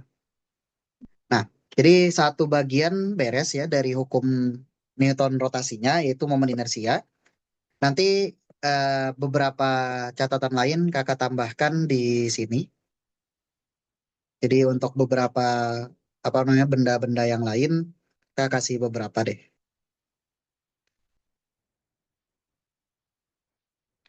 Nah, nanti bisa dijadikan bahan bacaan aja. Nanti ada segitiga, terus juga heksagon, lalu ada persegi panjang. Terus ada sistem batang dan ada bentuk cakram berlubang. Ya, kira-kira itu. Nah, terakhir juga kakak tambah kerucut. Nah, silakan aja nanti dipelajari buat cara mendapatkan momen inersianya. Oke, sekarang kita pindah ke torsi.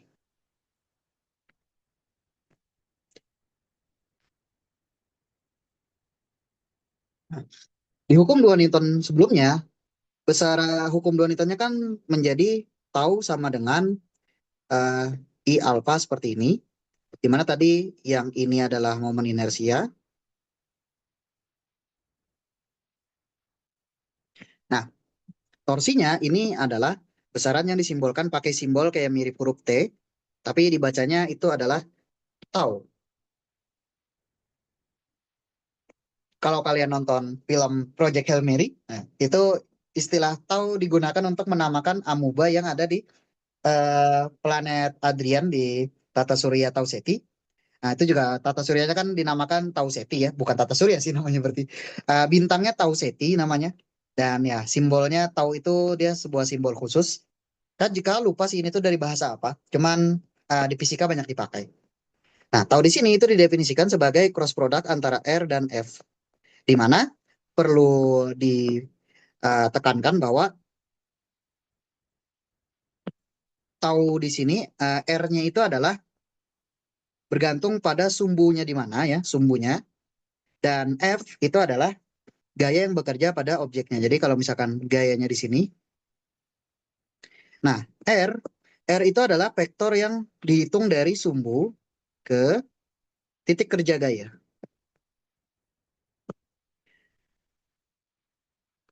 Nah, jadi kalau secara dua dimensi itu bakal visualnya jadi gini.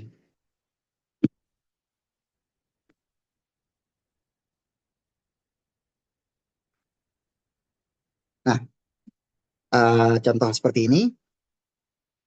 Terus kalau ini gayanya kayak gini, nah kita namakan titik ujung belakang gayanya ini sebagai yang disebut titik kerja gaya. Terus kalau misalkan gayanya ini vektornya kakak perpanjang garisnya, nah garis perpanjangannya ini namanya adalah garis kerja gaya.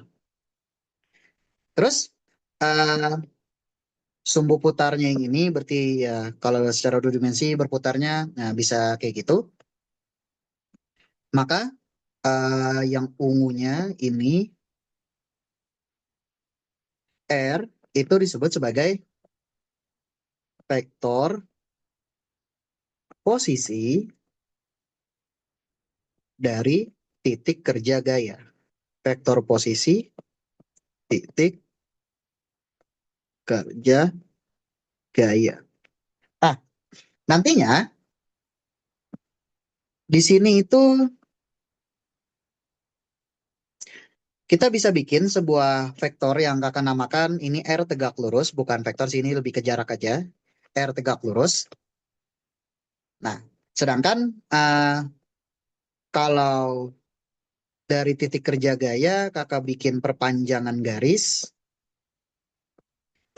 seperti ini adalah garis kerja dari vektor posisinya.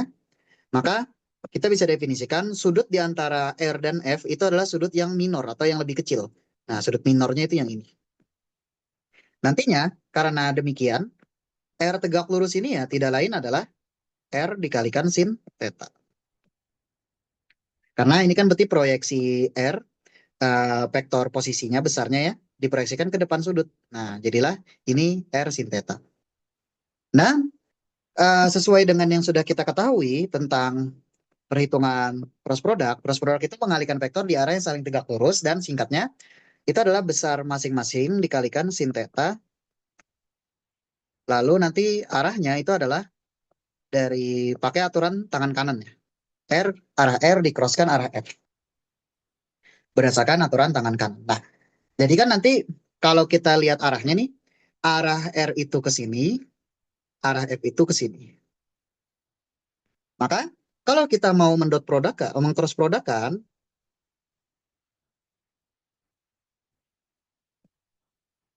nah,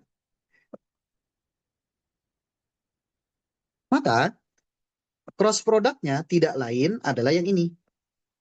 Dari R dicrosskan ke F. Jadi kan R dicrosskan ke F itu adalah nanti arah yang keluar bidang gambar. Yang tidak lain ini adalah arah sumbu Z ya. Nah, normalnya arah sumbu Z itu kalau nggak salah kakak pernah bilang di awal ya tentang gerak rotasi. Jadi arah dalam gerak melingkar, sumbu yang diputari itu adalah apa namanya arahnya. Jadi Z ini tuh menjadi arah yang diputarinya dengan cara berputarnya berarti sesuai dengan aturan tangan kanan. Ini adalah arah putarnya itu 4 jari kita dan Z-nya ini adalah jempol kita. Jadi arah berputarnya ya kayak gini. Dan dalam kasus ini arahnya itu disebut sebagai arah berlawanan jarum jam. Berlawanan jarum jam. Atau istilah bahasa Inggrisnya adalah counter clockwise. Atau berlawanan jarum jam. Counter clockwise. Nah, jadi torsinya itu nanti arahnya ini kita bisa visualkan pakai gambar aja. Jadi arahnya kayak gini. Dan eh, bisa kakak tuliskan ulang menjadi kelompokan kayak gini. R sin theta. Dan arahnya kayak gini. Atau kalau kita ambil dalam notasi skalar aja. Bisa ditaruh arahnya taruh depan. Kemudian torsinya sama dengan F dikali R tegak lurus. Nah, pada prakteknya kita akan menghitung torsi just kayak gini. Jadi pertama cari gayanya dan hitung lengan momen tegak lurusnya. Apa namanya di sini? Ya lengan momen tegak lurus ini adalah jarak dari sumbu putar ke garis kerja gaya yang paling pendek. Nah, karena jarak itu kan garis ke titik itu jarak itu adalah jarak yang paling pendeknya. Dalam kasus ini adalah R sin theta. Jadinya torsinya bisa kita hitung sedemikian rupa. Dan jadinya arahnya itu nanti adalah berlawanan jarum jam. Itu dapat dibayangkan juga secara visual seolah-olah kalau misalkan bendanya itu bisa diputar oleh gaya F, maka kalau posisinya kayak gambar, harusnya kan bendanya berputar, ya sedemikian rupa berputarnya berlawanan jarum jam. Kayak gitu. Ah, sebaiknya kita kasih contoh. Kita ambil yang relatif sederhana aja. Jadi, nah yang ini cukup sederhana, setidaknya mewakilkan apa yang ingin dibahas.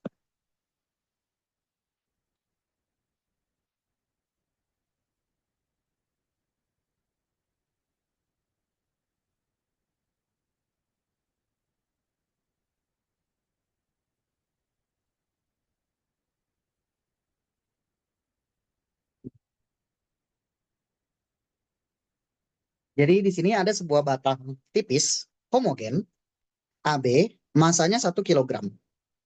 Nah, dia bergerak translasi dengan percepatan A 2,0 meter per second kuadrat akibat dua gaya yang saling berlawanan F1 dan F2, seperti pada gambar. Diketahui di sini sistem ini itu hanya bertranslasi, jadi dia nggak berotasi. Artinya kalau sistemnya tidak berotasi, hanya translasi, maka nanti percepatan sudutnya akan nol.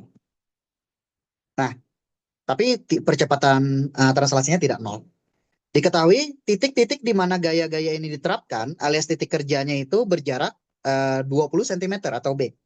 Lalu jika diketahui F25 Newton, maka pertanyaannya berapa panjang batang tersebut? Nah, berarti kita visualkan dulu seperti ini kira-kira bentuknya. Jangan lupa letakkan pusat massa karena nanti kita akan apa namanya hitung percepatan itu adanya di pusat massa dan lokasi pusat massa juga nanti apa namanya diperlukan untuk perhitungan sebenarnya nggak gimana-gimana banget sih. Nggak mesti terhadap pusat massa, tapi di sini eh, ada baiknya kita hitung terhadap pusat massa.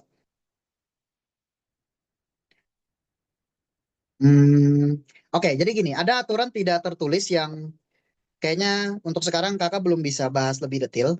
Singkatnya adalah, ini harus digunakan kalau misalkan kerangka acuannya itu berupa kerangka acuan yang punya percepatan. Oke, sebentar. Jadi, eh, sebenarnya ini tuh perhitungan torsinya tidak boleh sembarangan ya. Jadi di sini tuh tergantung dari porosnya ini dihitung terhadap poros yang mana. Jadi kalau ini katakanlah poros P, maka ini jadinya torsi terhadap P. Nah, maka di sini semuanya dihitung terhadap P. Karena torsi itu juga perhitungannya akan berbeda-beda tergantung dari porosnya itu yang mana. Nah, jadi ada sebuah aturan dan ya karena mungkin kan nggak sempat bahas lebih lanjut dulu ke sana. Jadi buat sekarang Kak kasih tahu dulu aja. Jadi pemilihan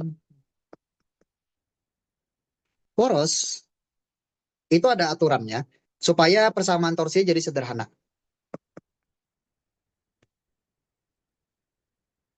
Aturan pemilihan poros. Oke, jadi aturan pemilihan poros itu gini. Satu, diam. Dua, PM. Nah, singkatnya ini. Kalau yang dipilih itu porosnya yang tidak bergerak atau diam atau pusat massa, maka singkatnya nanti torsinya selalu bisa dituliskan via hukum 2 Newton yang memenuhi bentuk standar kayak gini. Karena kalau selain terhadap dua acuan ini, terhadap dua poros ini, maka persamaan ini tuh jadinya ada tambahan sukunya, tidak langsung seperti ini. Cuman karena keterbatasan waktu untuk sekarang mungkin akan skip dulu bagian pembahasannya. Singkatnya di sini kalian nggak boleh milih kalau misalkan dia itu bergerak dipercepat gitu ya.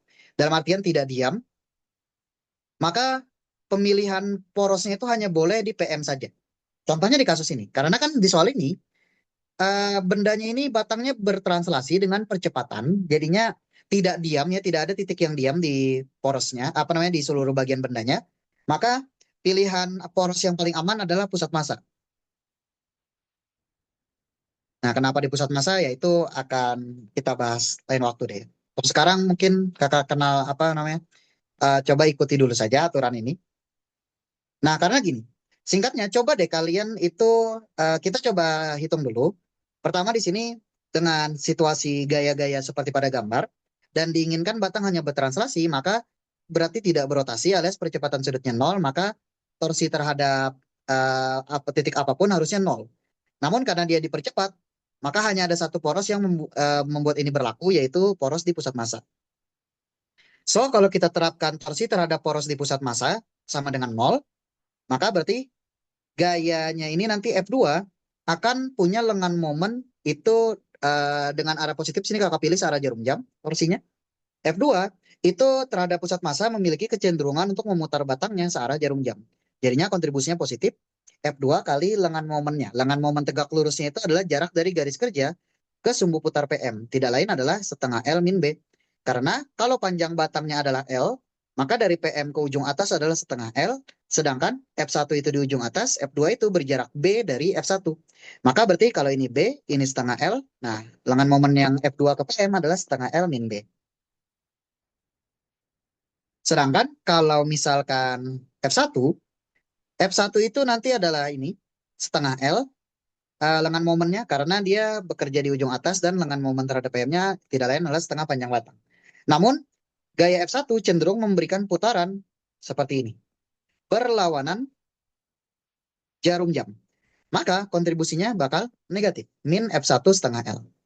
Nah, lalu kalau kita lihat lagi, ini berarti kan L per 2 min B ya. Dan kalau kakak kali semuanya dengan 2 per L, maka duanya ini menghabiskan setengah dan L-nya menghabiskan L. Sedangkan ini dikali 2 per L per 2-nya habis, sedangkan B-nya dikali 2 per L. Jadinya sisanya ini jadi 1, yang ini jadi 1 min 2B per L. So, F1 pindah kanan, maka dibalik F1 adalah F2 dikali 1 min 2B per L. Nah, hasil yang berbeda akan didapatkan kalau misalkan nih, kalian hitung terhadap poros yang di ujung atas. Katakanlah, kalian menghitung torsinya itu terhadap poros di ujung atas ini, namakanlah titik A. Jadi kalau kita hitung torsi terhadap titik A, dengan arah positif, searah jarum jam misalkan, maka F1 nanti lengan momennya 0, karena dia tepat melalui titik A, jadinya lengan momennya nggak ada ya, jarak garis kerja gaya ke porosnya itu 0. Sedangkan F2 itu cenderung memutar berlawanan jarum jam terhadap titik A. Maka kontribusinya negatif sebesar F2 dikali B. Nah, di sini kalau kita hitung torsi terhadap titik A itu min F2B dan ini mau gimana pun tidak akan bisa kita setting nol. Tidak akan bisa kita setting nol. Dikarenakan titik A itu titik yang punya percepatan. Jadi karena pusat masanya punya percepatan A, titik A juga bakal punya percepatan A ke kanan. Makanya kalau kita hitung, itu akan membuat torsinya itu jadinya perhitungannya tidak tepat. Karena harusnya kan kalau tidak berotasi, total torsinya harus bisa di set nol. Sedangkan ini tidak bisa. Nah itu ya dikarenakan titik porosnya itu punya percepatan. Gitu. Makanya kalau kasusnya itu adalah bendanya itu punya percepatan atau bergerak, maka pilihan pusat poros rotasinya haruslah terhadap pusat massa. Sebenarnya hal ini tuh bisa dianulir dengan cara kita tinjau di kerangka apa namanya tuh di kerangka A yang diam. Jadi bisa diakalin pakai konsep gaya fiktif. Tapi hal itu nanti uh, uh, kakak lupa apakah itu benar atau enggak. Jadi mungkin ya kakak skip dulu deh bagian yang itu ya. Singkatnya kalau ada benda dia itu bergerak dipercepat, maka pemilihan porosnya nggak boleh sembarangan. Itu harus di pusat massa benda. Tapi alasannya kenapa kayaknya kakak belum bisa bahas sekarang. Mungkin di pertemuan selanjutnya ya. Nah, ya singkatnya tadi dengan memilih di pusat massa kita dapat persamaan satu, kita dapat besar gaya F1 yang tidak diketahui, karena yang diketahui hanya F2. Lalu kita tinjau pakai hukum Newton, translasi, dengan arah positif kalau pilih ke kanan, maka resultan gaya sama dengan massa kali percepatan. Resultan gayanya adalah F2 dikurang F1, sama dengan MA. Nah, F1-nya substitusi dari persamaan satu. Yaitu seperti ini, dan kalau kita keluarkan F2, jadinya kan 1 dikurangi 1 min 2B per L. Minusnya masukin ke dalam kurung, jadinya min 1 ditambah 2B per L. 1 dan min 1 saling menghabiskan, sisa 2B per L. Alias ya F2 dikali 2B per L sama dengan MA, maka L-nya panjang batangnya adalah 2F2B per MA. Numeriknya ya sekitar 1 meter. Oke, untuk yang ini ada pertanyaan kah? Cukup, Kak. Oke, cukup, Kak. Oke, another contoh kalau gitu. Mungkin hari ini torsi dulu ya. Jadi yang berikutnya, ntar kakak agak lupa ini ada di mana. Ah ya ini.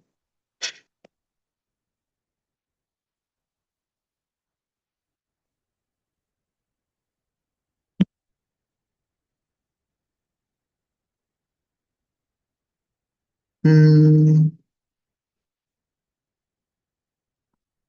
kita taruh di atas, ini kakak taruh di bawah.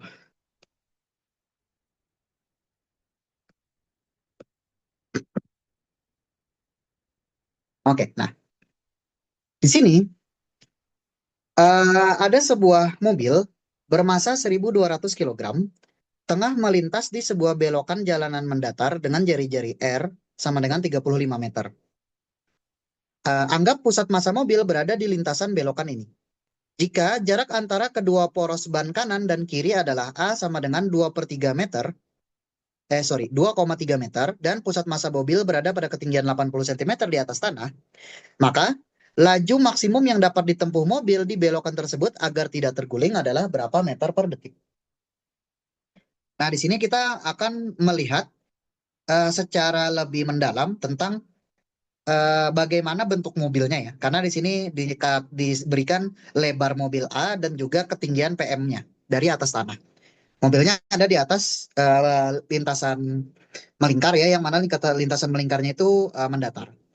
Nah, kira-kira di kerangka jalanannya mobilnya kayak gini ya. Jadi dia ada di sebuah belokan dengan jari-jarinya R 35 meter dan mobilnya sedang bergerak katakanlah dengan kecepatan V. Maka di kerangka jalanan muncul percepatan sentripetal karena dia bergerak melingkar ya, akibat kecepatan V-nya. Di sini kakak berikan beberapa diagram arah X, Y, Z ya. X, Y bidang jalanan mendatarnya, Z-nya arah tegak lurusnya. Lalu ada vektor arah radial dan arah tangensial. Nah, sekarang kalau kita lihat di kerangka mobil, maka sesuai dengan konsep gaya fiktif bahwa kalau kita berpindah kerangka ke kerangka mobil yang punya percepatan AS, maka mobilnya akan dapat gaya fiktif sebesar MAS di arah kebalikannya. AS-nya adalah P kuadrat per R, jadi gaya fiktifnya MP kuadrat per R, ini dikenal juga sebagai gaya fiktif sentrifugal. Nah, nanti tentu ada gaya gesek ya yang bekerja pada ban-ban mobil, dan di sini kakak anggap secara simetri aja, jadi anggap secara merata untuk kasus yang sederhana, di mana pada ban depan itu setengah F, pada ban belakang setengah F juga. Totalnya arahnya semuanya radial ke dalam karena kan di sini dia bergerak dengan suatu kecepatan V yang relatif konstan karena kondisi akhirnya kan laju maksimum, berarti dia sudah tidak mengalami percepatan tangensial lagi. Jadinya percepatan totalnya hanyalah percepatan sentripetal saja. Maka arah G gesek haruslah searah dengan percepatan total AS, yaitu arahnya ke dalam menuju pusat lingkaran. Nah, nah, kalau setengah F ini kita lihat dari tampak belakang. Nah, kira-kira tampak belakangnya kayak gini dan totalnya nanti pada ban itu bekerja gaya ke arah kiri. Ini adalah ke arah dalam, ke arah minus R. Itu totalnya F, tapi pada akhirnya tidak kita pakai. Nah, jadinya di kerangka mobil dari tampak belakang ada gaya berat ke bawah dan ada gaya fiktif sentrifugal MP kuadrat per R ke arah kanan. Dan kecenderungan arah tergulingnya itu adalah arahnya searah jarum jam dan itu tercapai kalau gaya fiktifnya itu sangat besar. Dan itu tercapai kalau kecepatannya terlalu besar. Jadinya nanti ada batas maksimum untuk V. Nah, gaya normalnya di sini ada ban di sisi kanan dan ban di sisi kiri. Nah, ban di sisi kanan NL ini maksudnya gaya normal dari bagian luar dan MD itu gaya normal dari bagian dalam. Karena kan dari segi sininya nih, bagian kanan itu ada di luar, bagian kiri itu ada di sisi lebih dalam. Jadinya akan namakan NL dan ND. Nah, kecenderungan arah tergulingnya adalah searah jarum jam. Dan mobil cenderung berputar dengan porosnya itu adalah di ban sebelah kanan ya. Jadi kalau dia terguling kan yang jadi poros putar nanti ban kanan, yaitu kedua roda di sisi kanan atau di sisi luar. Dan agar tidak terguling gimana? Maka agar tidak terguling haruslah bannya selalu kontak dengan jalan. Tentu saja di sini itu adalah gaya normalnya yang kita hitung yang sebelah dalam ya. Karena kan dia akan cenderung berputar terhadap ban sisi kanan, jadinya dia kayak memutar dengan porosnya di ban kanan. Nah, maka kita pastikan bahwa gaya normal di ban kirinya itu selalu ada. Kita pengen gaya normal di sisi dalamnya, ban sisi dalam atau ban kiri itu selalu ada atau selalu lebih dari atau sama dengan nol. Nah, kita bisa hitung gaya normalnya ini dengan menghitung torsi terhadap titik Q dalam kondisi mobilnya belum berputar. Jadi, kalau mobilnya belum berputar dan kita tinjau terhadap sumbu yang melalui ban kanan, maka gaya-gaya yang bekerja nanti memberikan torsi hanyalah gaya fiktif, gaya berat, dan gaya normal ND. Sedangkan NL dan gaya gesek itu melalui titik Q, jadinya lengan momennya nol. Dengan arah positif searah jarum jam, maka gaya normal ND itu punya lengan momen jarak tegak lurus terhadap porosnya terhadap titik Q itu adalah A, lebar mobil, jadi ND dikali A. Sedangkan gaya berat itu karena dia bekerja di pusat massa, maka jarak terhadap titik Q-nya itu adalah setengah A. Ini lengan momen tegak lurusnya. Tapi arah putarnya MG ini cenderung memutar berlawanan jarum jam, jadi kontribusinya negatif. Min MG setengah A. Sedangkan gaya fiktif itu nanti terhadap titik Q itu nempelnya ke tanah ya. Jadinya lengan momen gaya fiktifnya adalah tinggi pusat massa H. Jadinya MP kuadrat R, MP kuadrat per R dikali H, dan positif karena kecenderungan arah putarannya itu memberikan putaran searah jarum jam kalau diputar terhadap sumbu yang melalui titik Q. Nah, ini adalah persamaan torsinya dan kita setting 0 karena kita ingin mobilnya belum berputar. Maka ND bisa kita dapatkan sebagai bagi semuanya dengan A, ini jadi H per A.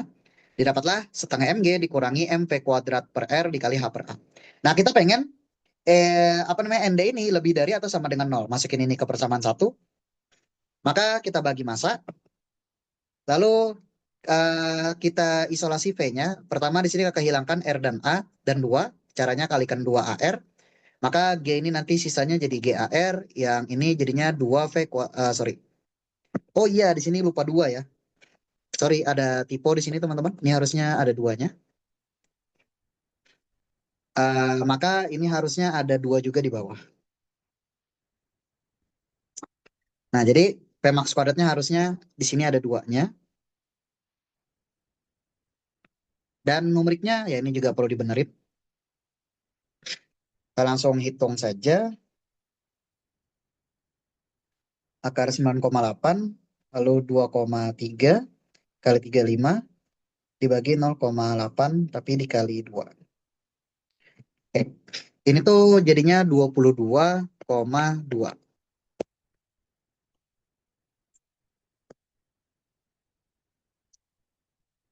Nah, kira-kira begitu. Jadi agar tidak terguling, kecepatan maksimumnya adalah 22,2 meter per second. Secara aljabarnya akar G AR per 2H. Dan ya analisanya seperti tadi. Kita pengen dia tidak terguling berarti bannya harus selalu menapak. Dan yang cenderung terangkat itu nanti ban sebelah kiri. Jadi kita pastikan G normal untuk ban sebelah kiri atau kakak namakan G normalnya ND itu selalu ada, selalu positif. Sehingga indikasinya kalau G normal selalu ada, berarti selalu ada kontak alias tidak terjadi kondisi terguling. Dan kondisi tergulingnya itu paling maksimum nanti batasnya dari ketidaksamaan di sini adalah ketika kecepatannya akar G AR per 2H.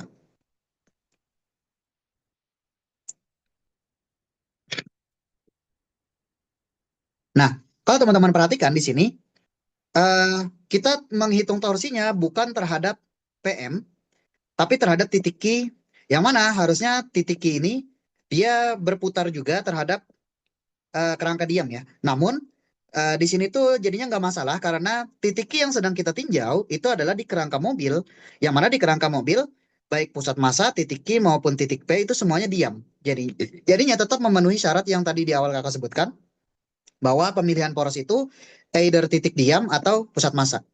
Nah, jadi di sini boleh terhadap titik yang bukan pusat massa, dalam kasus ini adalah titik Q, tapi harus di kerangka yang membuat titik Q tersebut itu diam. Makanya di sini di kerangka mobil ya titik Q-nya diam ya. Karena kan kalau barang mobil, maka mobil akan melihat bannya itu ya tidak bergerak gitu. Menurut mobil,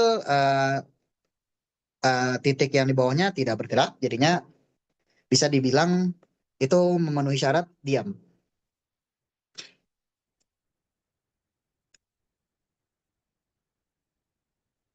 Oke, sampai di sini ada yang mau ditanyakan dulu?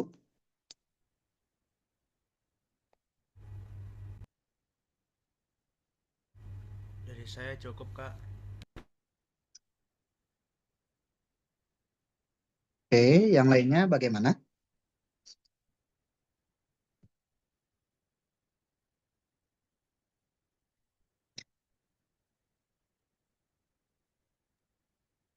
Saya cukup, Kak.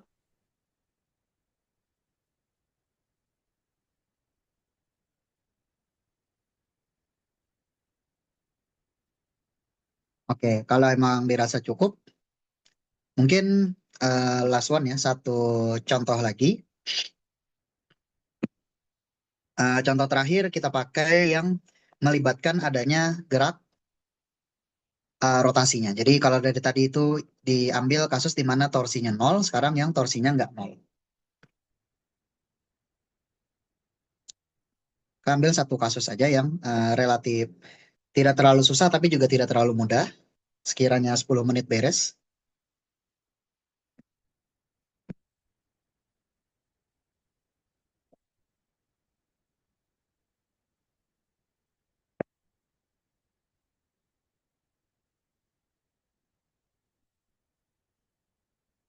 Oke.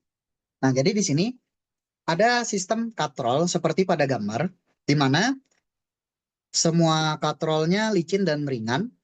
Lalu benda-benda yang menggantung pada katrol masing-masing bermasa M1 0,5 kg, M2 2 kg.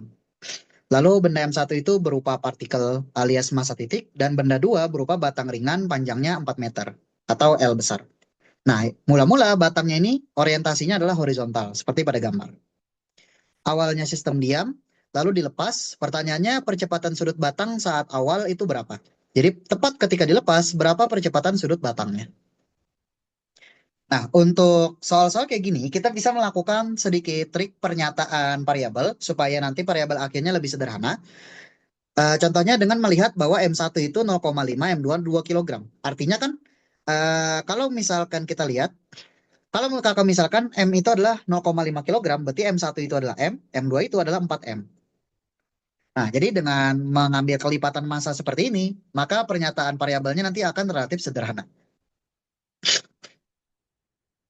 So, kita coba gambarkan dulu beberapa hal di sini. Pertama, tentang diagram gayanya. Jadi sistem yang melibatkan katrol seperti ini teman-teman, itu bisa kita lakukan sedikit trik dalam menyatakan gayanya, yaitu karena di sini katrolnya licin dan ringan, dan juga tidak disebutkan ada massa katrol ya, maka ini tuh mengindikasikan bahwa katrolnya itu masanya ya bisa diabaikan ya. Karena sebenarnya kata ringan, katrol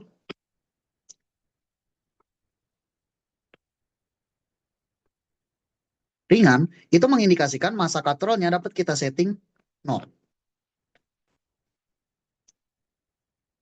Oke, ini kalau sambil share screen memang kadang agak berat, jadi eh, stylus kakak kurang bagus nulisnya.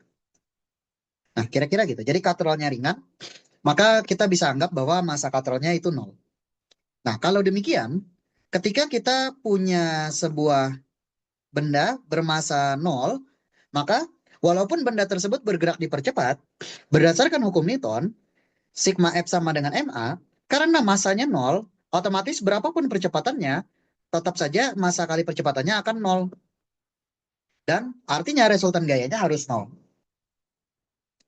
Nah, karena katrolnya ini licin dan juga ringan, maka tali harusnya itu talinya juga ringan, jadi tegangan talinya tidak akan berbeda di sisi katrol yang satu dengan sisi katrol yang lain. Jadi, dalam kasus ini kalau kita tinjau katrol yang menggantung, yang bisa bergerak ya, katrol K2 atau kenamakan, maka tali yang melilitnya itu katakanlah tegangannya adalah T sehingga katrol akan merasa ditarik oleh tegangan T dan T di kiri kanan.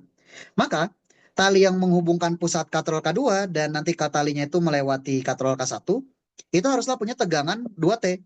Karena berdasarkan hukum Newton, resultan gaya vertikalnya haruslah 0 karena massa katrolnya itu 0. Walaupun dia punya percepatan, selama massanya 0, resultan gayanya harus 0. Maka tegangan di tali yang warna abu-abu adalah T, tegangan di tali yang warna kuning adalah 2T. Nah, maka nanti tegangan 2T dan T ini akan diteruskan ke ujung-ujung batang, di mana tali kuning menarik ke atas 2T, tali yang abu-abu menarik ke atas dengan tegangan T. Nah, dari dua gaya ini, nanti kecenderungan putaran batangnya itu adalah searah jarum jam.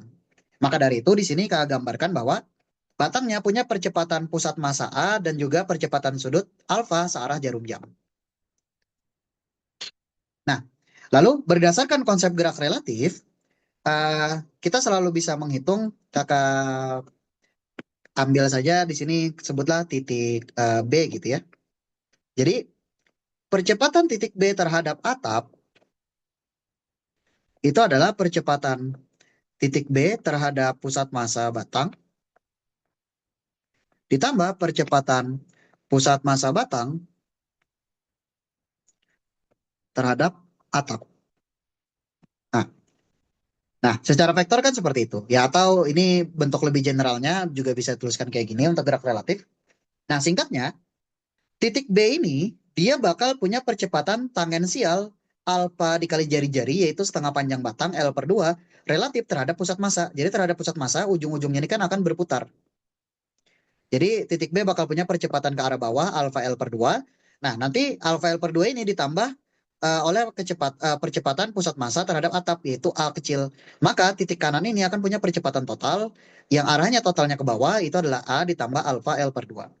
Sedangkan ujung kirinya, nah ini percepatan tangensialnya itu nanti arahnya ke atas. Jadi alfa L/2 ke atas. So, kalau kakak asumsikan A-nya itu yang percepatan pusat massa batang terhadap atapnya ke arah bawah lebih besar dari tangensial alfa L/2-nya, maka titik kirinya tetap bakal punya percepatan total ke arah bawah dengan besarnya adalah A min alfa L/2. Karena di sini kecepatan yang relatif pusat massanya itu arahnya ke atas alfa L/2-nya. Jadi kalau dengan arah positif ke bawah, kontribusinya negatif. Nah, nanti percepatan ujung dan kanan ini akan diteruskan oleh tali. Jadi yang sebelah kiri akan diteruskan tali kuning. Artinya tali kuningnya bergerak dipercepat dengan percepatan A min alfa L/2 ke bawah. Dan itu juga karena katrol yang atas diam, pusatnya diam ya. Jadi tali kuningnya sebelah kanan akan bergerak ke atas dengan percepatan yang sama A min alfa L/2. Artinya pusatnya katrol K2 akan bergerak naik dengan percepatan yang sama juga A min alfa L/2. Nah, sedangkan tali yang sebelah kanan yang abu-abu itu akan punya percepatan A ditambah alfa L per 2 ke arah bawah. Maka yang ini juga punya percepatan demikian. Dan untuk menghitung percepatan tali sebelah kiri itu kita harus tinjau dulu relatif katrol K2. Nah, jadi kalau kita berpindah kerangka acuan ke kerangka katrol K2, maka percepatan tali kanan itu yang ini. Tali kanan ini percepatannya relatif terhadap katrol K2 itu adalah percepatan tali kanan relatif atap dikurangi percepatan katrol K2 terhadap atap. Nah, tali kanan terhadap atap itu percepatannya yang biru, yaitu A ditambah alfa L per 2. Sedangkan katrol 2 terhadap atap itu percepatannya ke atas, besarnya A min alfa L per 2. Nah, tapi minus berarti dibalik ya. Jadi kebalikan yang atas berarti ke bawah. Jadi dijumlahkan dengan yang vektor pink, tapi arahnya ke bawah. Jadinya totalnya nanti adalah A ditambah alfa L per 2 ditambah A min alfa L per 2. Nah, nanti alfa L per 2-nya habis. Totalnya A ditambah A adalah 2A. Makanya, relatif terhadap K2, tali kanan akan punya percepatan total 2A arahnya ke arah bawah. Nah, karena relatif terhadap katrol K2, artinya katrol K2-nya tidak bergerak, maka harusnya tali yang turun di kanan harus sama dengan tali yang naik di kiri. Maka tali yang sebelah kiri naiknya itu juga dengan percepatan 2A, tapi baru relatif katrol K2. Nah, ketika kita kembalikan lagi ke relatif atap, jadinya percepatan tali kiri relatif atap itu adalah percepatan tali kiri relatif katrol K2, yaitu 2A, ditambah percepatan katrol K2 terhadap atap, yaitu yang pink. Jadi 2A ini kita tambah lagi A min alfa L per 2. Totalnya adalah yang oranye ini, itu adalah 3A min alfa L per 2. Ini adalah percepatan total dari tali sebelah kiri yang terhubung ke partikel titik M. Jadi partikel titik M ini punya percepatan total 3A min alfa L per 2. Nah, kira-kira begitu cara untuk menghubungkan percepatannya. Nah, jadi dari sini kita akhirnya menyatakan percepatannya hanya dalam dua variabel saja, yaitu percepatan pusat batang dan percepatan sudut batang. So, ada total dua variabel. Nanti total ada tiga variabel karena di sini ada tegangan. Jadi, ada tiga variabel, kita perlu tiga persamaan. Nah, persamaan-persamaan tersebut didapat dari persamaan geraknya, yaitu translasi dan juga rotasi. Dan karena di sini batangnya itu bergerak dipercepat semua bagiannya ya, jadi perhitungannya harus relatif terhadap pusat massa. Jadinya torsinya dihitung relatif terhadap pusat massa. Nah, untuk M1 dulu, partikelnya, dengan arah positif ke atas, maka persamaan gayanya adalah, lihat yang ini, nah, T min mg. Sama dengan nanti massanya, M1-nya M, kali percepatannya ini 3A min alfa L per 2. Nah, dari sini, kalau kita pindahkan min mg ke kanan jadi plus mg, lalu M dikali 3A jadi 3MA, dan M dikali min alfa L per 2 jadi min setengah M alfa L. Nah, kita simpan ini sebagai persamaan satu. Di sini variabelnya adalah T, A, dan alfa L. Terus M2, kita tinjau juga di arah vertikal untuk translasinya. Kakak pilih arah positifnya ke bawah, maka gayanya itu berarti ini, 4mg dikurangi 2T dikurangi T. T-nya ini kontribusinya negatif karena arahnya ke atas, sedangkan positifnya kakak pilih ke bawah. Jadi resultan gayanya 4mg min 3T, sama dengan nanti massa kali percepatan. Massanya adalah 4M kali A, percepatan pusat massanya. Min 3T pindah kanan, 4M pindah kiri, tukar posisi, jadi 3T sama dengan 4mg min 4MA. Di sini ada dua variabel T dan A. Lalu untuk gerak rotasinya, kita pilih torsi terhadap pusat massa, berarti porosnya di pusat massa, maka 4mg itu tidak punya lengan momen terhadap poros di pusat massa, karena tepat melalui garis, garis kerjanya tepat melalui porosnya. Jadi yang memberikan torsi nanti hanya tegangan 2T dan tegangan T. Tegangan 2T ini arah torsi positifnya berlawanan jarum jam. Searah jarum jam. Jadi kita pilih dulu arah positif searah jarum jam sesuai dengan arah alfa. Maka 2T kontribusinya positif, 2T kali lengan momennya L per 2. Kalau T itu arahnya nanti berlawanan jarum jam, jadi kontribusinya negatif. Min T dikali L per 2. Sama dengan batang itu adalah 1/12 massa panjang kuadrat. Jadi 1/12 massanya 4M, panjangnya L kuadrat. Lalu dikali dengan percepatan sudut alfa. Nah, semuanya ini bagi dengan L, L-nya habis ya, sisa 1 untuk yang suku kanan. Lalu kali 2. Nah, kan ini 2-nya habis, ini 12 kali 1/12 kali 2 jadi 1/6. 1/6-nya ini nanti kali 2 lagi dengan 4 yang di atas. Nah, 4/6 itu kan jadinya 2/3. Sebelah kiri 2T min T jadinya T, sama dengan nanti 2/3 M alfa L. Nah, lalu terakhir kita nyari alfa, jadi eliminasi T dan A. Kakak mulai dari persamaan 1 dan persamaan 2. Kakak eliminasi ininya dulu, A-nya. Ini tuh 3 plus ini min 4. Jadi kita kali silang koefisiennya 1 kali 4, 2 kali 3. Maka persamaan 1 menjadi 4T sama dengan 4Mg plus 12Ma min 2M alfa L. Persamaan 2 menjadi 9T sama dengan 12Mg min 12Ma. Nah ini 12Ma plus min 12Ma dijumlahkan akan saling menghabiskan. Nah maka A-nya tereliminasi. Di sebelah kiri tersisa 4 tambah 9, 13 tegangan. Atau 13T sama dengan ini 4 tambah 12, 16. Ini min 2M alfa L. Nah, substitusi 3 untuk T-nya. Maka ini 2/3 M alfa L. Nah, semuanya punya massa, bagi dengan massa. Terus 13 kali 2/3 itu 26/3. Sedangkan 2 bisa diubah menjadi 6/3. Nah, ini minus pindah ke kiri jadi positif. Jadinya 26 tambah 6/3 itu jadi 32/3. Sama dengan 16G. Jadi 32/3 alfa L sama dengan 16G. 32 bisa dibagi 16, jadinya 1 dan 2. Nah, maka di sini 2/3 alfa L sama dengan G. Alias alfanya 3G per 2L. Numeriknya sekitar 3,7 radian per second kuadrat. Nah, kira-kira seperti itu.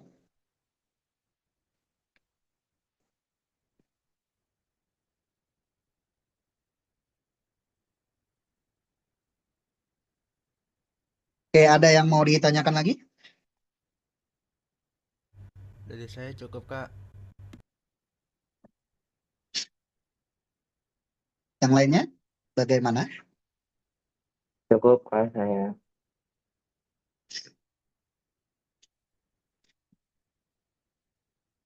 Oke, ya sudah. Kalau memang dirasa cukup, kakak cukupkan materi hari ini sampai sini ya. Jadi yang kita bahas momen inersia dan torsi, juga penggunaan hukum 2 Newton ya.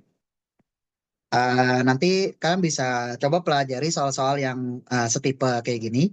Itu ya, kalian bisa cek kalau kalian lihat pembahasannya kakak bikin, itu materinya kan kakak runutin ya. Materinya itu dinamika rotasi agak di bagian akhir. Nah, itu dinamika rotasi nanti yang menerapkan konsep-konsep tadi. Nah, bisa ambil yang 2024, terus yang 2025 juga bisa dicek di bagian-bagian bawah. Oke, ya kira lebih seperti itu. Mungkin untuk pertemuan berikutnya kita akan bahas nanti energi kinetik, rotasi dan juga momentum angular. Oke, mungkin sekian dari Oh ya kakak Kak, buat. Oh ya, sebentar Kak, gimana Bu? izin. Itu kan nanti ketemu lagi kita di tanggal 12 ya Kak. Mm, Ya, 12. Lalu tanggal 14 ini memang tanggal merah. Nanti saya coba tanya anak-anak, takutnya ada mereka orang tua yang ngajak pergi, tapi nanti saya coba lihat eh, seandainya seandainya di tanggal 14 itu eh, tetap Kak Basir mau skemanya seperti apa? Apa tetap jalan terus atau gimana Kak? Izin Kak. kalau memang mau libur dulu juga boleh aja sih Bu, nggak masalah saya. Yang tanggal 14 ya Kak. Karena ngelihat Heeh, di tanggal 15-nya itu kan cuti. Kadangkala orang tua mereka nih suka ngajak pergi keluar kota, iya Bu. khawatir di gitu ya Kak. Izin ya. Ya, nggak apa-apa Bu. Gak apa-apa ya Cuman Kak. saya nggak Gimana bisa Kak? pindah jadwal aja Bu, karena kan jadwal di hari lain itu saya udah ada Iya. jadwal juga. Oh, Jadi baik-baik. paling mungkin kita apa namanya liburkan paling ya. Gitu aja ya Kak ya. Heeh. Ya, seperti Coba itu. nanti sambil saya kan besok pagi mereka simulasi. Nanti kita bikin kesepakatan deh. Itu aja Kak. Nanti saya akan laporkan kembali ya Kak Basir ya. Oke, Bu. Baik. Terima kasih banyak Kak Basir. Ya, Bu. Ya, selamat malam ya Kak. Selamat malam. Kak tutup ya semuanya. Assalamualaikum warahmatullahi wabarakatuh. Waalaikumsalam. Terima Terima kasih kasih, Kak Kak. Basir. Yuk, sama-sama.